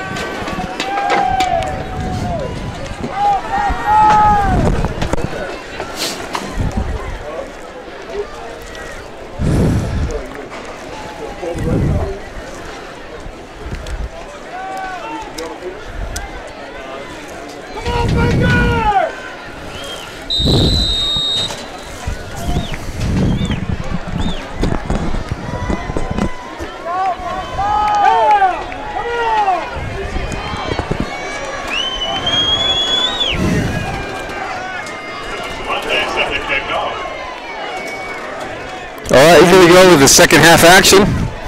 Getting underway here with the kickoff. Bobbled by the return man at the 25-yard line, picks it up to the 30, and is still going with a burst of speed to the 45-yard line. Lifting the return there by the Weslaco Panthers, going south to the 45 for the Panthers. You know, and part of that was set up with the fact that he actually did bobble the ball, threw the timing off for everybody, and allowed his blockers to pick up the runners that were coming downfield and filling the lanes, and allowed for him to find a big hole there and put them in good field position. Obviously, the first possession of the second half for Weslaco, and it's paramount that they score on this drive. 43-14 is our score here. Opening possession for the Weslaco Panthers in the second half, third quarter. And Clay Jones will come out passing down the field. Got a receiver wide open. He makes the catch. That's going to be Cavazos. Actually, no.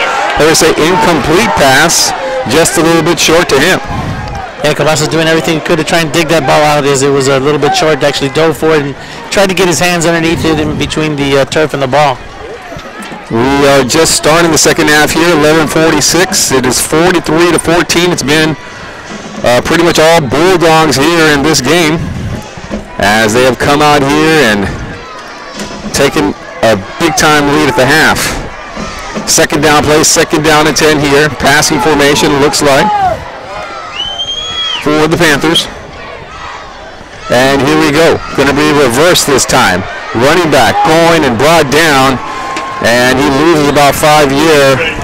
It's going to be Villas running for the Panthers. Clemente de Luna in the backfield, they're disrupting that entire play, causing the 5-yard loss for Laredo Alexander.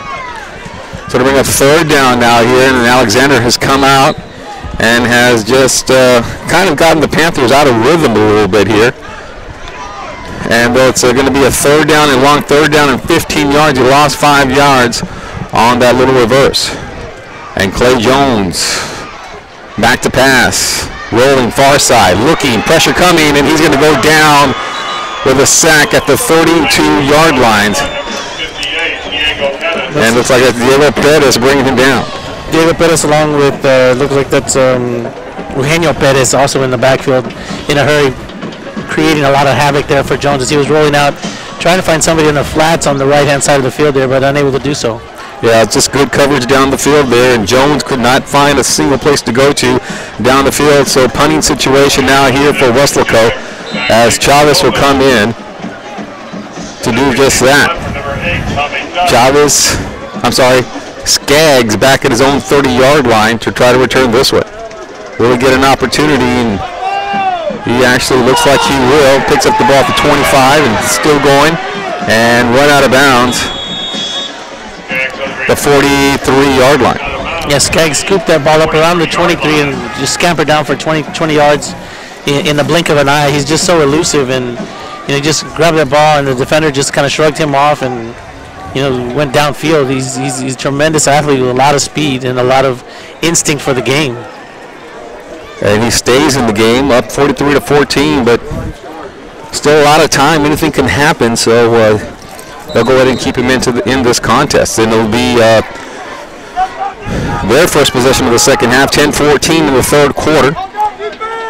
for Alexander. And this time it'll be a different man running with the ball here, and he's hit and brought down at the 50-yard line after a pickup about 7 yards there. Running there that time for Alexander is Mark Lasoya. Yeah, Lasoya running off the block there of Randall Hinojosa, who actually came in as a pulling guard and was able to open up that hole for him. Bring up second down, 3 yards to go. Actually give him 7 yards on the run there. Panther fans, still plenty of fans here. It's a cold, cold night, probably about 48 degrees, maybe lower 50s, upper 40s. Certainly is a chilly night here at Texas A&M Kingsville. A little bit of movement there in the line, nothing called. Caught, still going. And that is going to be Brand running with the ball, picks up the first down and a whole lot more. He goes all the way to the 25-yard line and is stopped at the 20, past the 25 to the 21-yard line. And that's just a nice little run there by Brand. Yeah, Brand eludes the first 2 tacklers that had an opportunity to tackle him at around the 47, 48-yard line. And then he's got some good blocking downfield by Lasoya, keeping his the cornerback busy over there and picked up an extra 15 yards. That's one of the things that, again, we've talked about, JVC, you and I have in some of the previous broadcasts about the importance of receivers keeping their blocks downfield because they just don't know when a back is going to break one down the line. All right, so here we go. Ball, 21-yard line, 9 minutes here in the third quarter. Alexander on top trying to increase their lead here, running with the ball. Swain in the swift quarterback is able to cross the 15-yard line as he eludes a tackler, and some nice little running there by Swain.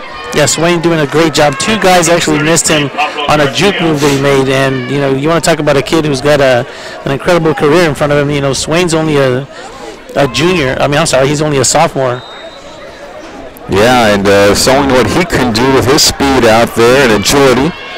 And he passes the ball pretty well also. Now we know why he is the quarterback of this football team. Second down and 3 yards to go now. And Swain looking to pass to his wide receiver out there. It's going to be caught, looks like, right around the 5-yard line. And it'll be a first down for Laredo Alexander.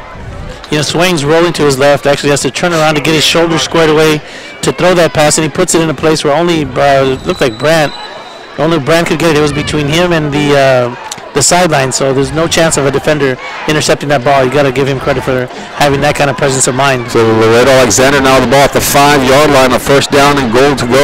8 minutes left in the third quarter. Alexander's on top 43 to 14. You got Skaggs in the backfield along with Swain. They'll give to Skaggs up the middle looking for a block, and he is stopped short of the touchdown at about the 3-yard line as he is brought down. Skaggs running off the right hip there of Kevin Farley, opening up that hole for him. Second down play now, the ball at the 2-yard line.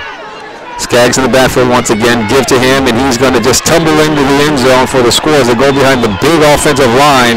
And more points on the board here for Laredo Alexander. Skaggs with another touchdown. 49-14 is now our score, as it was Laredo Alexander able to stop Weslaco on their opening drive, and Laredo Alexander, they were able to move the ball down the field and add to their lead. An impressive performance here tonight. The Skaggs running right behind Randall Hinojosa. You talk about a big line. Randall Hinojosa probably goes around at least 6'2". Extra point attempt here now for Laredo Alexander. Good snap. Kick is up. Looks good from here, and it is 50. Now on the board for Laredo Alexander, 50-14. And they are celebrating over there in Bulldog country. And you know, with a score like this, they're more than likely going to be moving on to the next round of the playoffs. I'm not sure if it's Converse Jetson that is in their bracket. We might have to look that up. But we do know that all the Valley teams moving on to the 5 levels, all going on to play. You know, I think San Antonio schools in that third round of the playoffs. Yep. Fairyland will be playing against San Antonio Madison right here next week.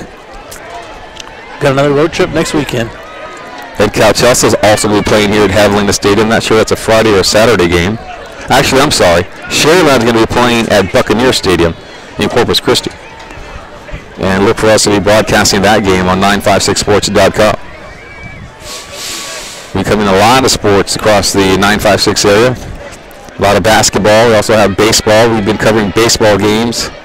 It's always interesting and fun to call those Sherryland games in baseball. A lot of talent comes out of that school. Absolutely. You got Tres Paredes coming out this year. Yeah, it'll be good to follow them this year as the Sherryland. And last year, remember, they won state in soccer. And there's just a lot of talent for Sherryland.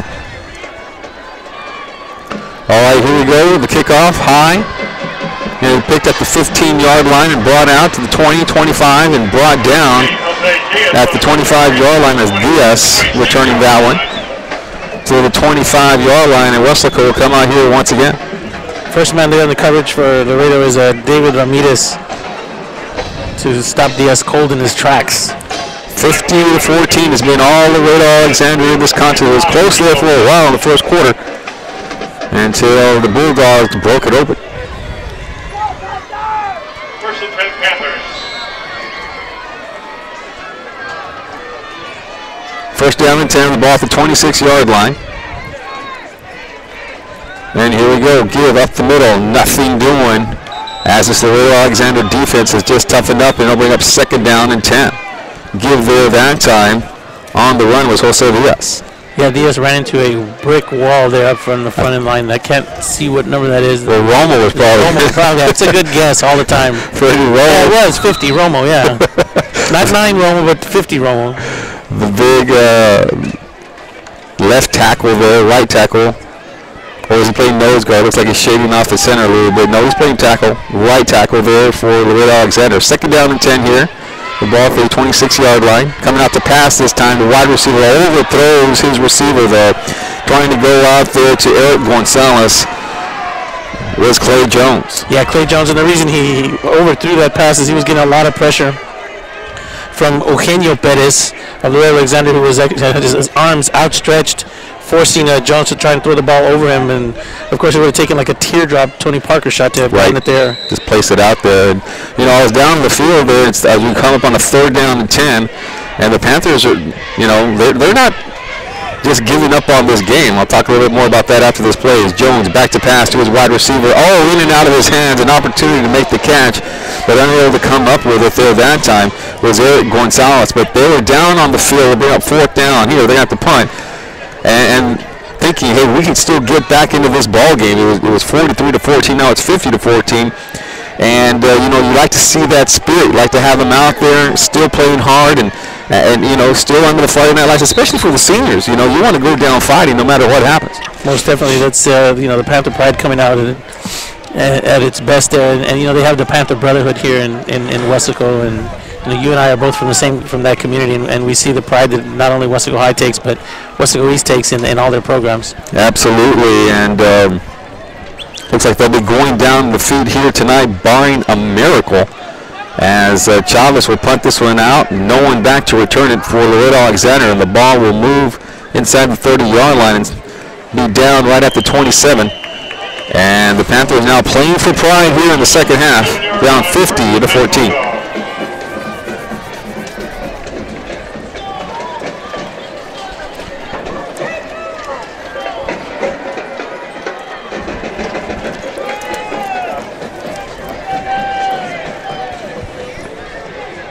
All right, here we go.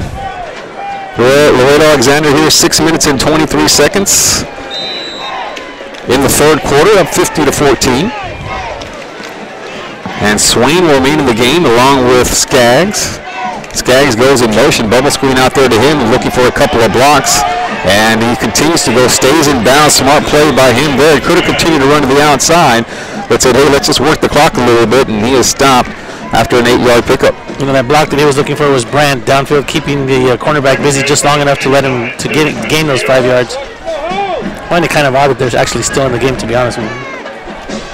Yeah, they got a big game coming. We'll have to look up to see where they play next week. I'll look it up here in just a minute, but they'll probably play, I guess, with the rest of the third quarter. We're at 5:51 in the third quarter. Some people now start to head for the stands.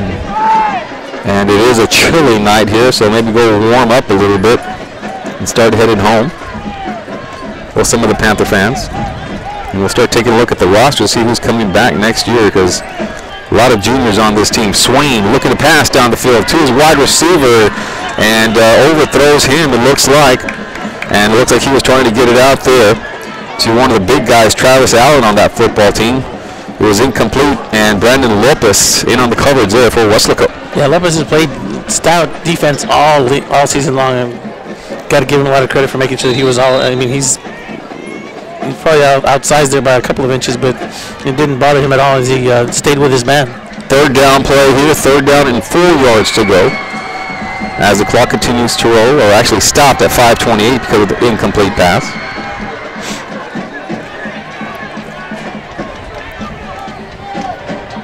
And here we go, Swain rolling far side, looking to pass down the field to his wide receiver. Incomplete, good coverage there that time. Kevin Garza out there. There's a flag. Are they going to call a penalty on him, or some type of late hit personal foul possibly in the backfield over here where Swain was rolling out? Garza had the good coverage there. Thought maybe they called some type of interference against him. But no, this one's going to be over here, and looks like maybe the influence of the bench out there of Laredo Alexander forced the flag. Wow. Roughing the passer. Yeah, there's a 15-yard penalty. And you may have heard the official there talk about it, and that's going to move the ball. Let's see, right at the 47-yard line. Will Laredo Alexander get the advantage of the personal foul? So the penalty there works for Laredo Alexander. And they get a 1st down and 10 after a good 3rd down stop by Weslaco. Clock is rolling at 5:16, 50-14 in the 3rd quarter. Here we go, Skaggs up the middle, looking for a block and crosses the 50-yard line and is stopped. Looked like he had a little bit of room to work with there, but quickly there the defense was there to make the stop. Randall Hinojosa clearing out that room for him. One of the things that's interesting is to watch Skaggs when he doesn't have the ball and the things that he does, as a decoy, and then of course when he's out in front, lead blocking for somebody. He's not one of those backs that's scared to engage with a defender and try and roll block him or take him out of the way. Well-rounded player. All right, here we go. 2nd down play, 7 yards to go. Ball right at the 49-yard lines of their barely in Panther territory. Or the Bulldogs. Swain wants to pass here. Looking, running now. Flushed out of the pocket to the 45-yard line. Comes near a 1st down. And let's see if they mark it right at the spot where the sticks are. And it's going to be close. Ball spotted right at the 43-yard. Yep, 1st down for Laredo Alexander. 4 minutes and 25 seconds in the 3rd quarter, as they continue to move the chains up 50-14. Yeah, Swain knew exactly where that marker was, realized that he was going to have to put on a little extra burst of speed as a defender was closing in on him, but he knew exactly where to get, tiptoed his way down there, and then just stepped out of bounds. All right, so here we go. Swain still in the ball game along with Skaggs, and 4 wide receivers out there. Now Swain will go to a passing formation, throws it, caught by his wide receiver, and still going to the 20 or 30-yard line, tripped up into the air. He tried to hurl the defender. A little dangerous out there, but he stopped right outside the 25-yard line. That's Mark Losoya on the run and catch. Good 15, 20-yard pickup there. That's a play that we're seeing more and more by receivers and by running backs. As somebody's coming to try and tackle him low, is to hurdle over him. And you and I actually saw I did for the very first time 3 years ago, Albert Chavez make that exact same move here in this stadium. Hurdle the defender and continue to run. But those are the extra efforts that we like to see from the young men out there. 25-yard line, 1st down and 10. That's going to be Swain running with the ball this time and still going to the 20-yard line. 5-yard pickup there. And Alexander not letting up at all here in the 3rd quarter. No, Swain looked like that was actually like a quarterback draw, if you will. He just waited, dropped back. Didn't look like he had any intention whatsoever of throwing that ball. Let the line open up a hole for him, and then he just took off down the middle. The ball at the 20-yard line now here to the 5-yard pickup by Swain on the quarterback draw. They'll come out here and they'll spread the Panthers out on the 5-wide passing formation. 3 minutes and 3 seconds in the 3rd quarter. And here comes the play. Alexander looking to pass to one of the receivers out there, and he was hit. And they're going to call a flag on there. That's Losoya, who was hit by one of the members of the Panthers. Looked like to me that one of the Panthers, the young man down there, was trying to let up a little bit, but They throw the flag either way. And now there's another flag. And another flag probably for complaining against Weslaco. Osorio was coming across, was nowhere near the ball, and one of the guys from Weslaco just puts his helmet into him. That's going to be a 15-yard penalty, and maybe 2 15-yard penalties against Weslaco.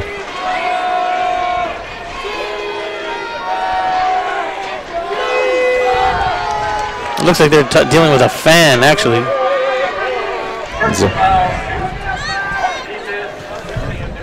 Yeah, and Tony Villarreal is having to... Yeah, it's one of the fans out there on the field. They're asking him to move away from the field now. And he's going back to the track.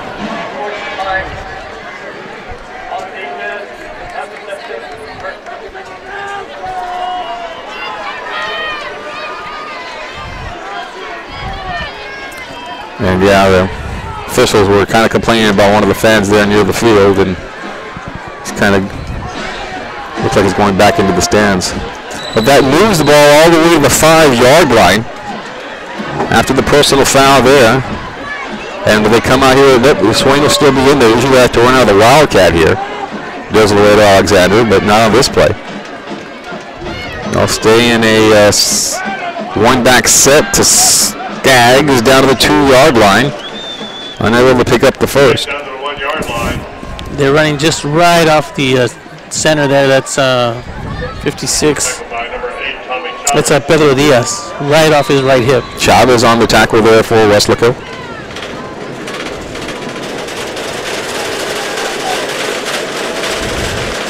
Ball's at 3-yard line here for Laredo Alexander. 2 minutes and 9 seconds left in the third.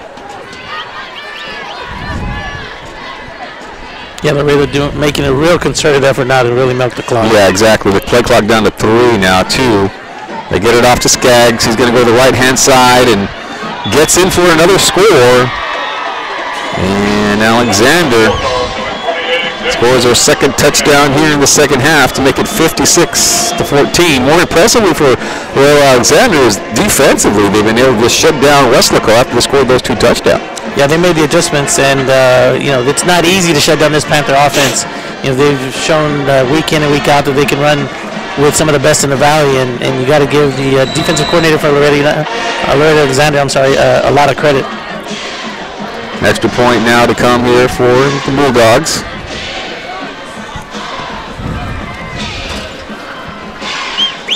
Waiting for the snap.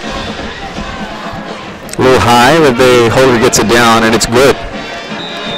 So 1 minute and 52 seconds left in the third quarter. It's 57-14, Laredo Alexander. We'll be right back.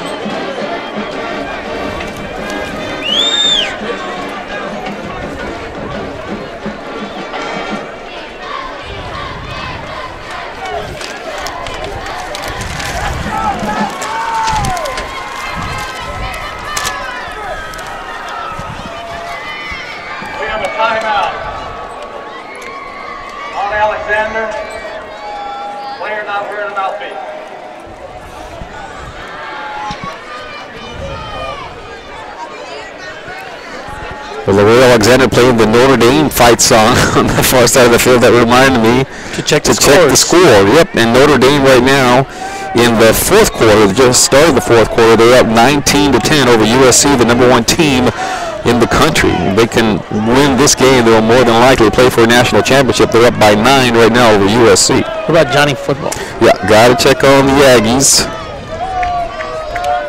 And I should have checked that first, being a good Texan that I am, but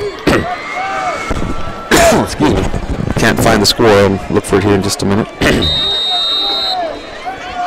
Texas A&M 59-29 in the fourth quarter. 7 minutes and 15 seconds for Texas A&M, 59-29 against Missouri. In this game, it's 57-14, Laredo Alexander. Kickoff here is going to be knocked out of bounds, going in the direction of Andrew Cavasso, but a flag will go down, and the Panthers will get the ball at the 30-yard line. Would have liked to have seen the opportunity to have Andrew Cavazos field that ball and show how absolutely quick and elusive he is.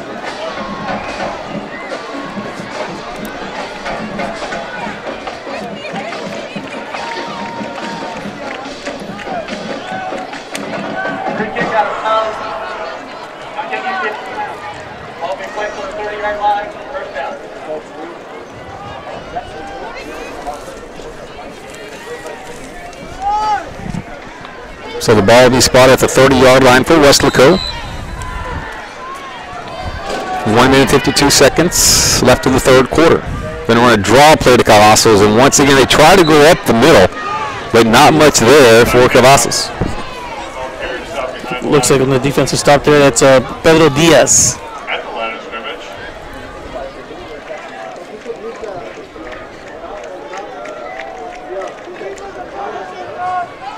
He's up 2nd and 10.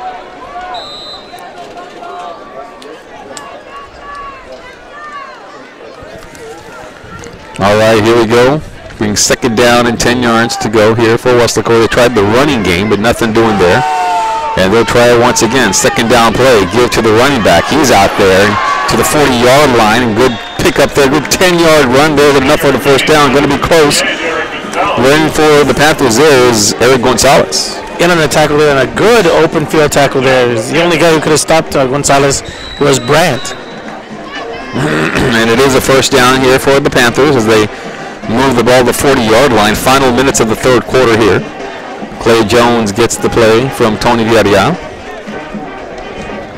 And here we go.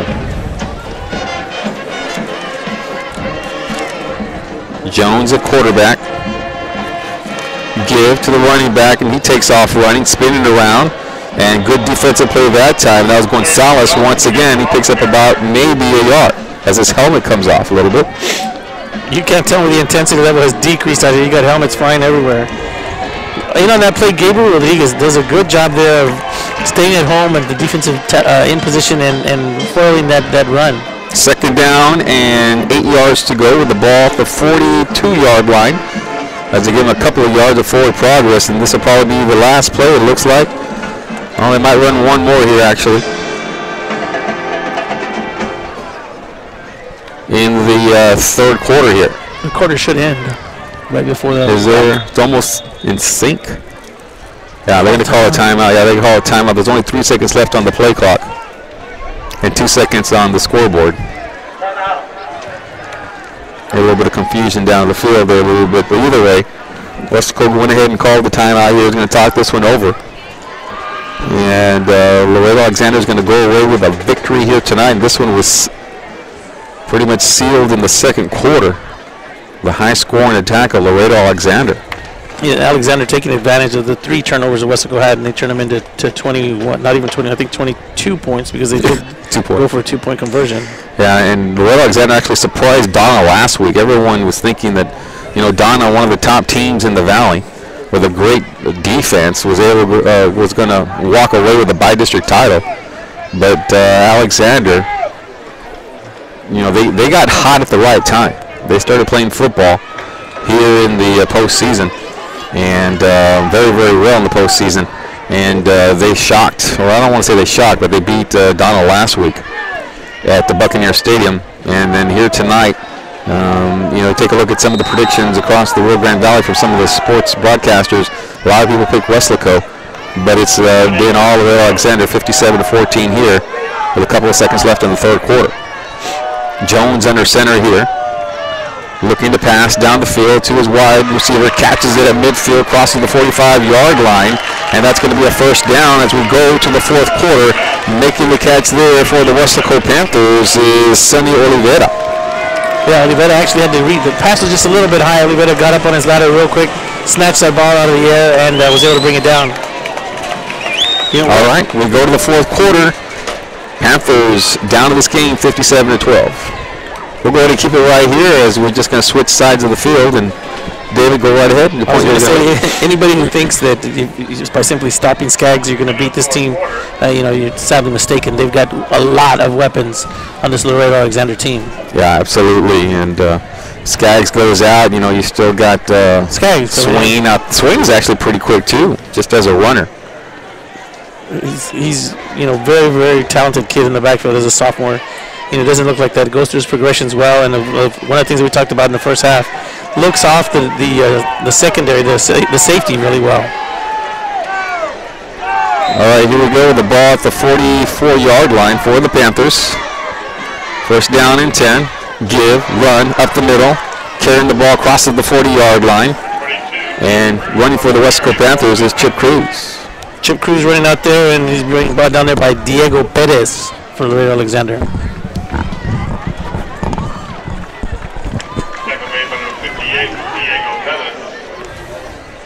And that moves the ball to the 9-yard line.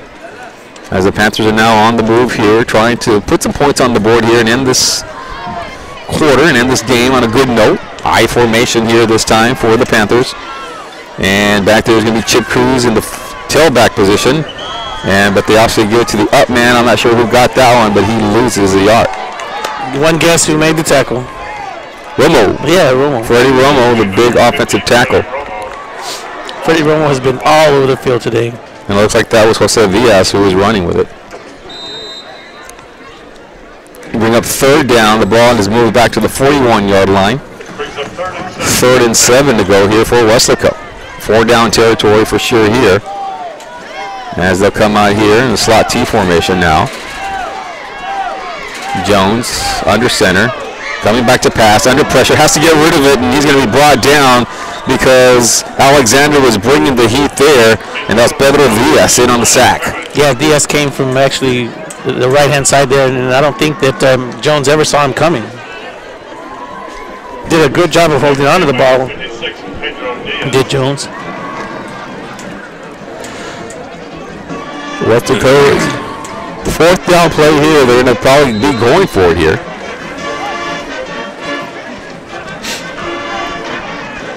He lost a couple of yards on the sack, so the ball gets pushed back just a little bit more. A little confusion on this play. Yeah, they got 10 seconds still to work with here. We're about the 43-yard line. Jones in a spread formation, looking to pass. And he's just going to take off running, trying to run for the first down here. He's going to be short. And maybe keep close. He had to get right across the 35. And it looks like it's going to be close to a first down. They're going to have to bring out the chains to measure here. We've seen he crossed the 35. Maybe needed to get to the 34, and we'll see. Going to be very, very close for a first down. And that time Jones just took off, rolling to the left-hand side and took off running.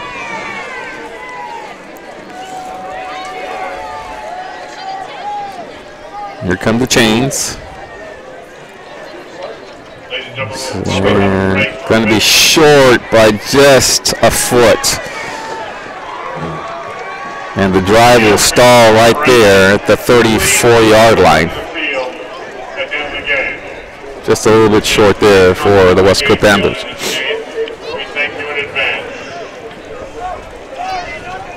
Well, in the fourth quarter with 9 minutes and 42 seconds, Laredo Alexander trying to end this game, move on to the next round of the playoffs. We'll check some of the other scores from across the valley. I know Brownsville is playing. Brownsville Veterans is playing. Checked the score earlier and they were down. We'll have to look around here on some of the apps. Skaggs is now in the younger Skaggs is now in at the Wildcat. Xavion Skaggs, yep. At quarterback, or is it the Wildcats? Nope, it is the Wildcats, and he takes off running right-hand side, and not going to get much there. Maybe back to the line of scrimmage, and that's it. Xavion is a junior, and his brother is a senior for this Laredo team.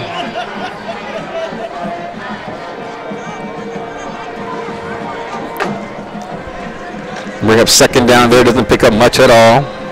As, yeah, the Skaggs, the older Skaggs is now out of the ball game, and so is the quarterback, Swain. And it just looks like they're just going to run the Wildcat here with Xavion Skaggs. And he'll take the ball, run right-hand side once again to the outside, and he's going to be brought down. Tommy Chavez with the initial hit there. Then the rest of the Weslaco Panthers bring him down, but after he picks up a couple of yards, they'll bring up third down. Good play there by Chavez, and I'm not real sure who 33 is for Weslaco, but he did a good job of tracking Skaggs down from the backside as he came in on a stunt. 8 minutes and 38 seconds. The clock continues to roll here, and a 3rd down and 8 yards to go. Once again, it is the Wildcat formation for Skaggs.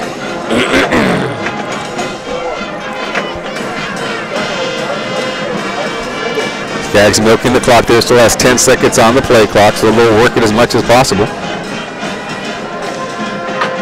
Panthers got 8 men in the box. Oh, they're going to pass this one out there to a wide receiver as they try to surprise the Panthers there.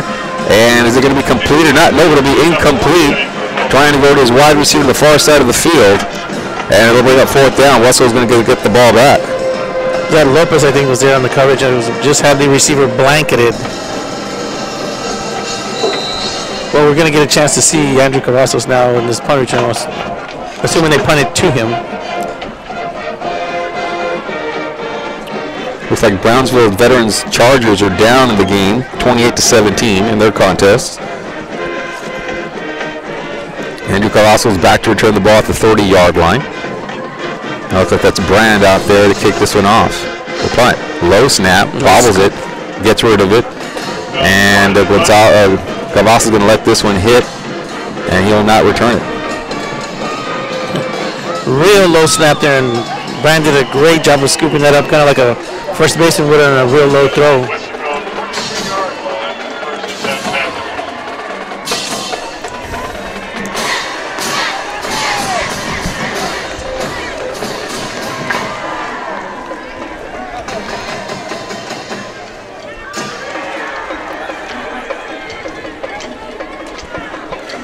So Weslaco now with the ball at the 23-yard line, 7 minutes and 54 seconds, 57-14, Laredo Alexander. Well in control of this football game.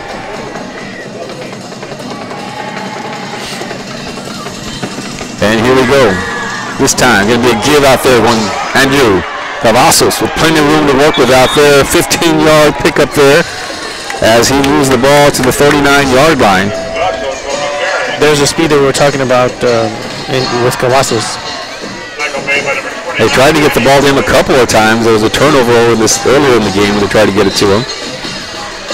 But he's certainly a weapon for the Weslaco Panthers, and he's a junior. He'll be back for another season next year. And here we go, 1st down and 10 here for Weslaco.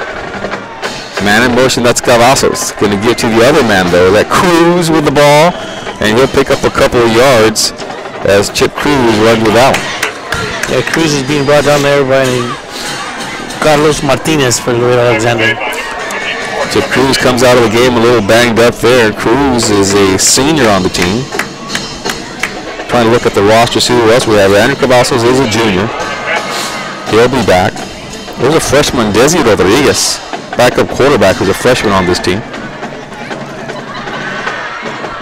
And back to pass. Jones to wide receiver, caught and still going. That's going to be Brandon Lopez with the catch, and he's going to take this one in for a score. There's a flag down on the play. Looks like it's going to be face mask against Laredo Alexander, and this is a 60-yard catch and run. Clay Jones to Brandon Lopez. Yeah, Lopez did a good job there of fighting off the defender, jumping up and catching the ball at its highest point, comes down with it, then shrugs off the defender and takes it in for a quick face mask. Yeah, grabbed him by the face mask. It still couldn't bring him down.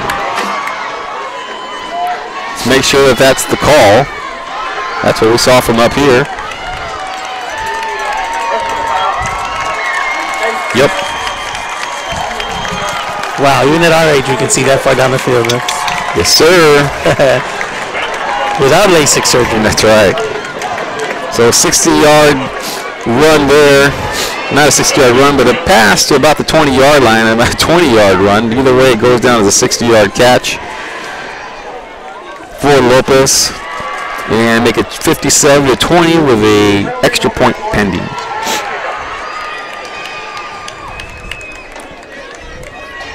And that's the way you like to continue to battle.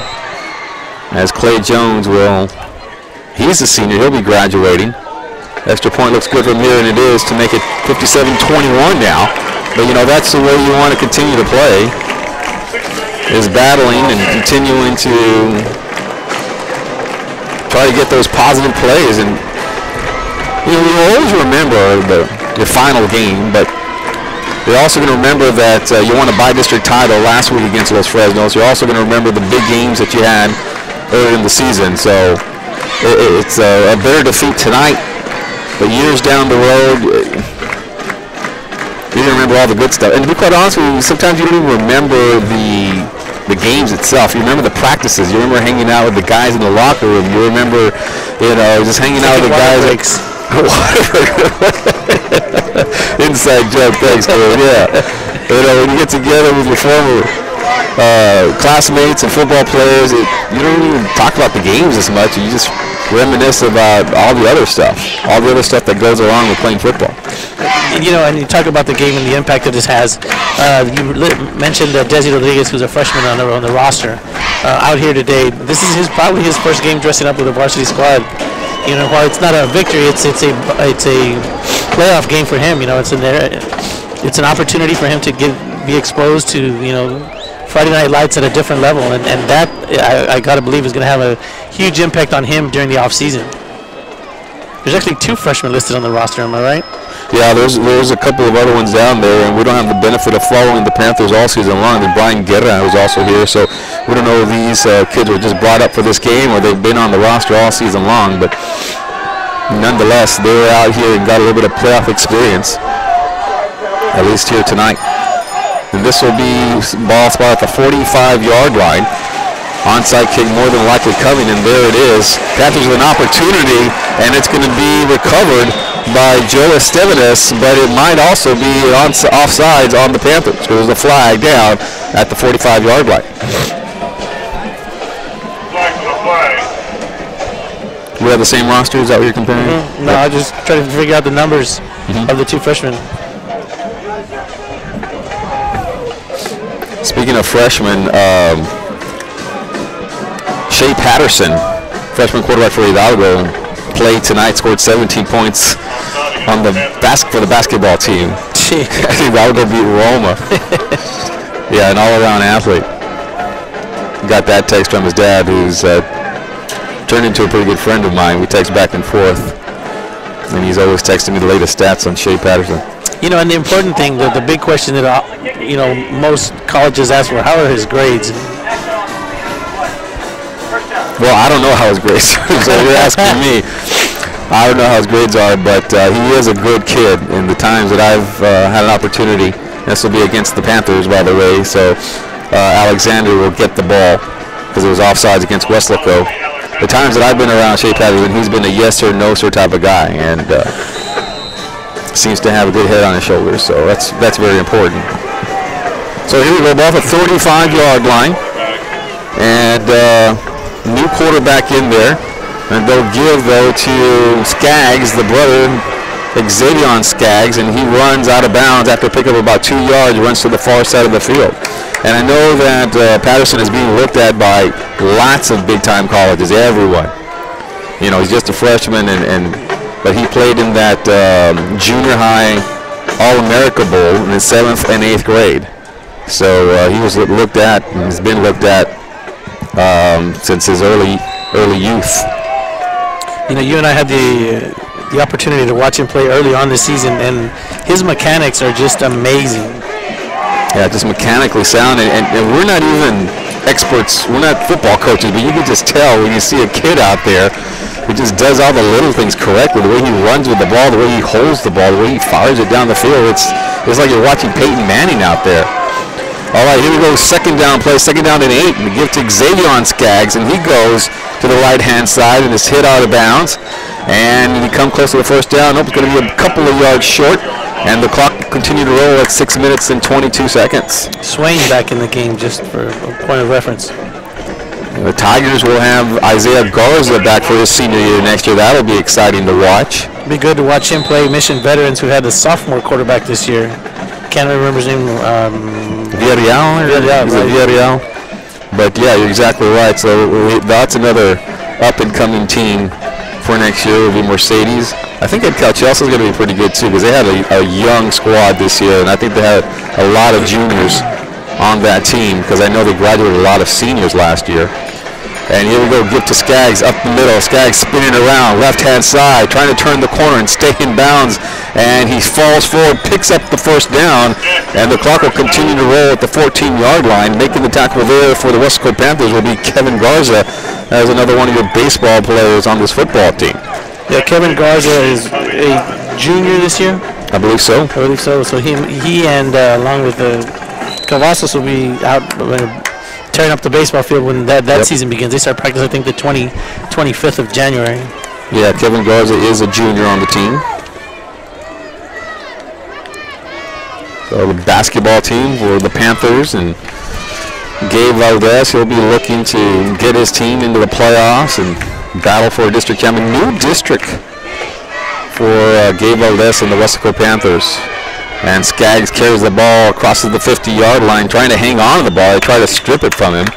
And the clock will, let's see, will continue to roll here. It looks like it at 5 minutes and 2 seconds. Yeah, Skaggs carrying about 4 of the Weslaco Panther defenders with him as he kept running with the ball. Top team in basketball, you don't have any idea, Dave, who the top team in basketball? I think actually Hidalgo is ranked pretty high for a 3A team. But Cherryland's probably going to be tough. McCallum Memorial is always tough with Papito Gonzalez. Any of the Brownsville schools are all going to be tough. They're always good, absolutely. You got Hannah. Here we go, second down on the ball, 50-yard line. Give to a new running back, and he bells his way forward as he crosses the midfield there into Panther territory to the right-hand side. Carrying the ball there that time was Rudy Gaona, sorry. And of course you can't overlook, as you mentioned, Weslaco High. Yeah, Weslaco High in basketball will be good. They're always good at almost all their sports. The girls are excellent as well. They have a young squad with with Van Tilburg there. JP Van Tilburg, good friend of ours. Former professional golfer. And his daughter, one of the top basketball players, not only for Weslaco, but in the Valley. Give once again, Garona running to the right-hand side, and he'll pick up a good 9 yards there. Come close to a first down. I'm sorry, good 6 yards there. And looks like it's going to be a first down. The clock will continue to roll at 3:27. The basketball season will start to come into focus in the Rio Grande Valley as some of our football teams start to end their seasons. Talking about basketball in Weslaco High, I just got a text from Chris Rangel, whose daughter Amanda is a cheerleader here. I don't know if you remember a couple years ago, his son was a standout player at Weslaco High. I want to thank him because he's followed actually 956 Sports since we started this little venture, and he's certainly been one of our loyal fans. Awesome, absolutely awesome. We hope everyone's enjoying the broadcast. Live streaming audio and video to come later. Can't do the live broadcast of video broadcast during the playoffs. All right, give. Gaona carrying the ball there. He's going to be dragged down, and he loses a yard there, making the tackle there for the Weslaco Panthers. Is that Estevanes? Yes, it is. It's Joe Estevanes on the tackle there. Yeah, Joe Estevanes with a one-arm tackle there, just corralled Gaona as he was trying to get away from him.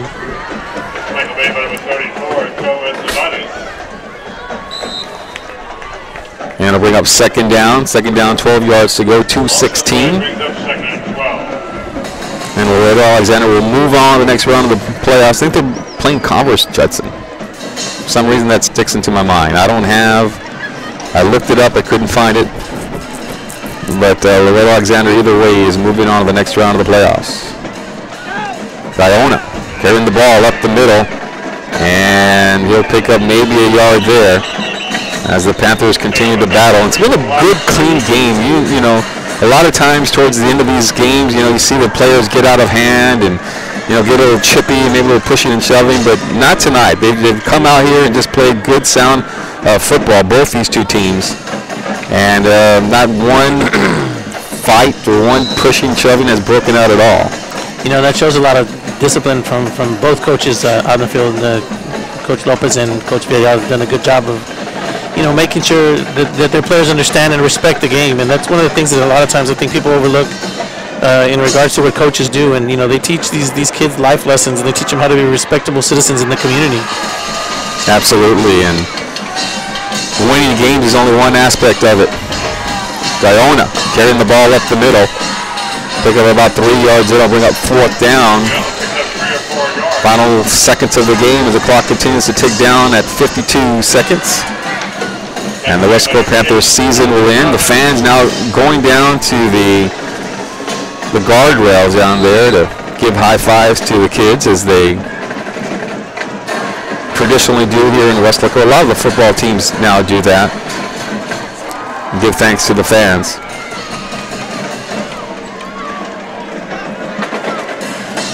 One more play. Yep, 25 seconds. Play clock could roll down here to 25, and I think the Panthers will have one more play here. Nope, Alexander's going to go ahead and call a timeout. 16 seconds. 57 to 21. It's been the Xavier Skaggs show. Keep it in mind again, just because you could stop Skaggs doesn't mean that you're going to dominate this team. Yeah, absolutely, because a lot of weapons out there, and the defense played very, very well, like I said earlier. The defense did an outstanding job, and of holding the Panthers to 21 points.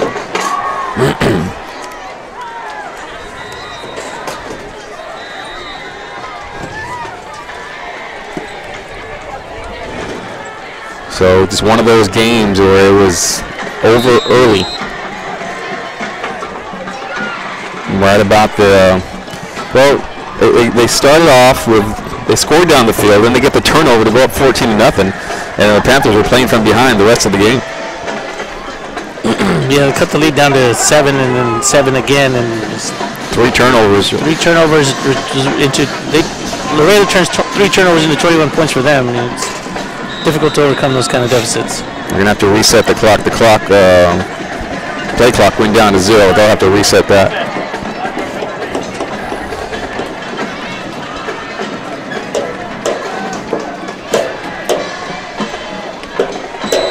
Actually get a 5-yard penalty there. And on 4th down play, Laredo Alexander's going to go for it and just try to run this clock down. Pitch out to Guyona. And what happened? Penalty flag down. Movement on the right side of the line. It might, yeah.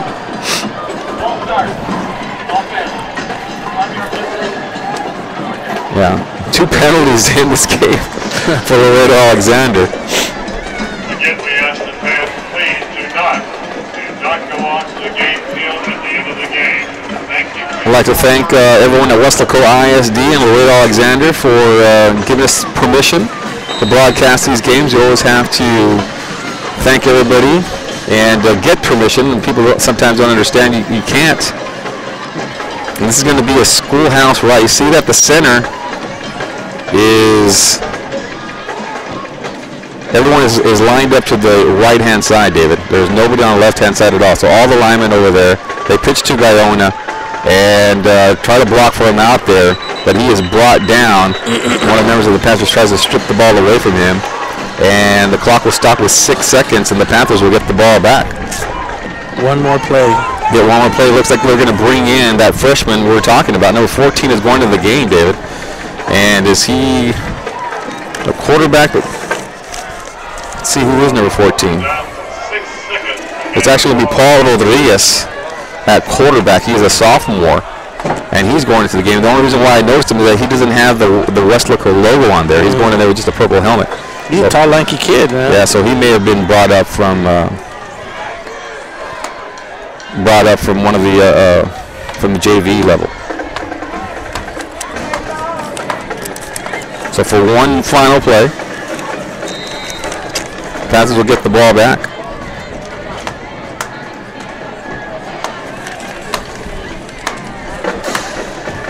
First down and 10 here for Weslaco. Final play of the game, and they'll run a draw up the middle. Not a draw up the middle, but a give up the middle, and that'll do it. 57 to 21, Laredo Alexander wins this game, and they move on to the next round of the playoffs. For Darren Henderson, Dave Fox, I'm Carlos Robredo. We'll see you on our next broadcast on 956sports.com. Good night, everybody. Y'all have a safe trip home, and again, ladies and gentlemen, please do not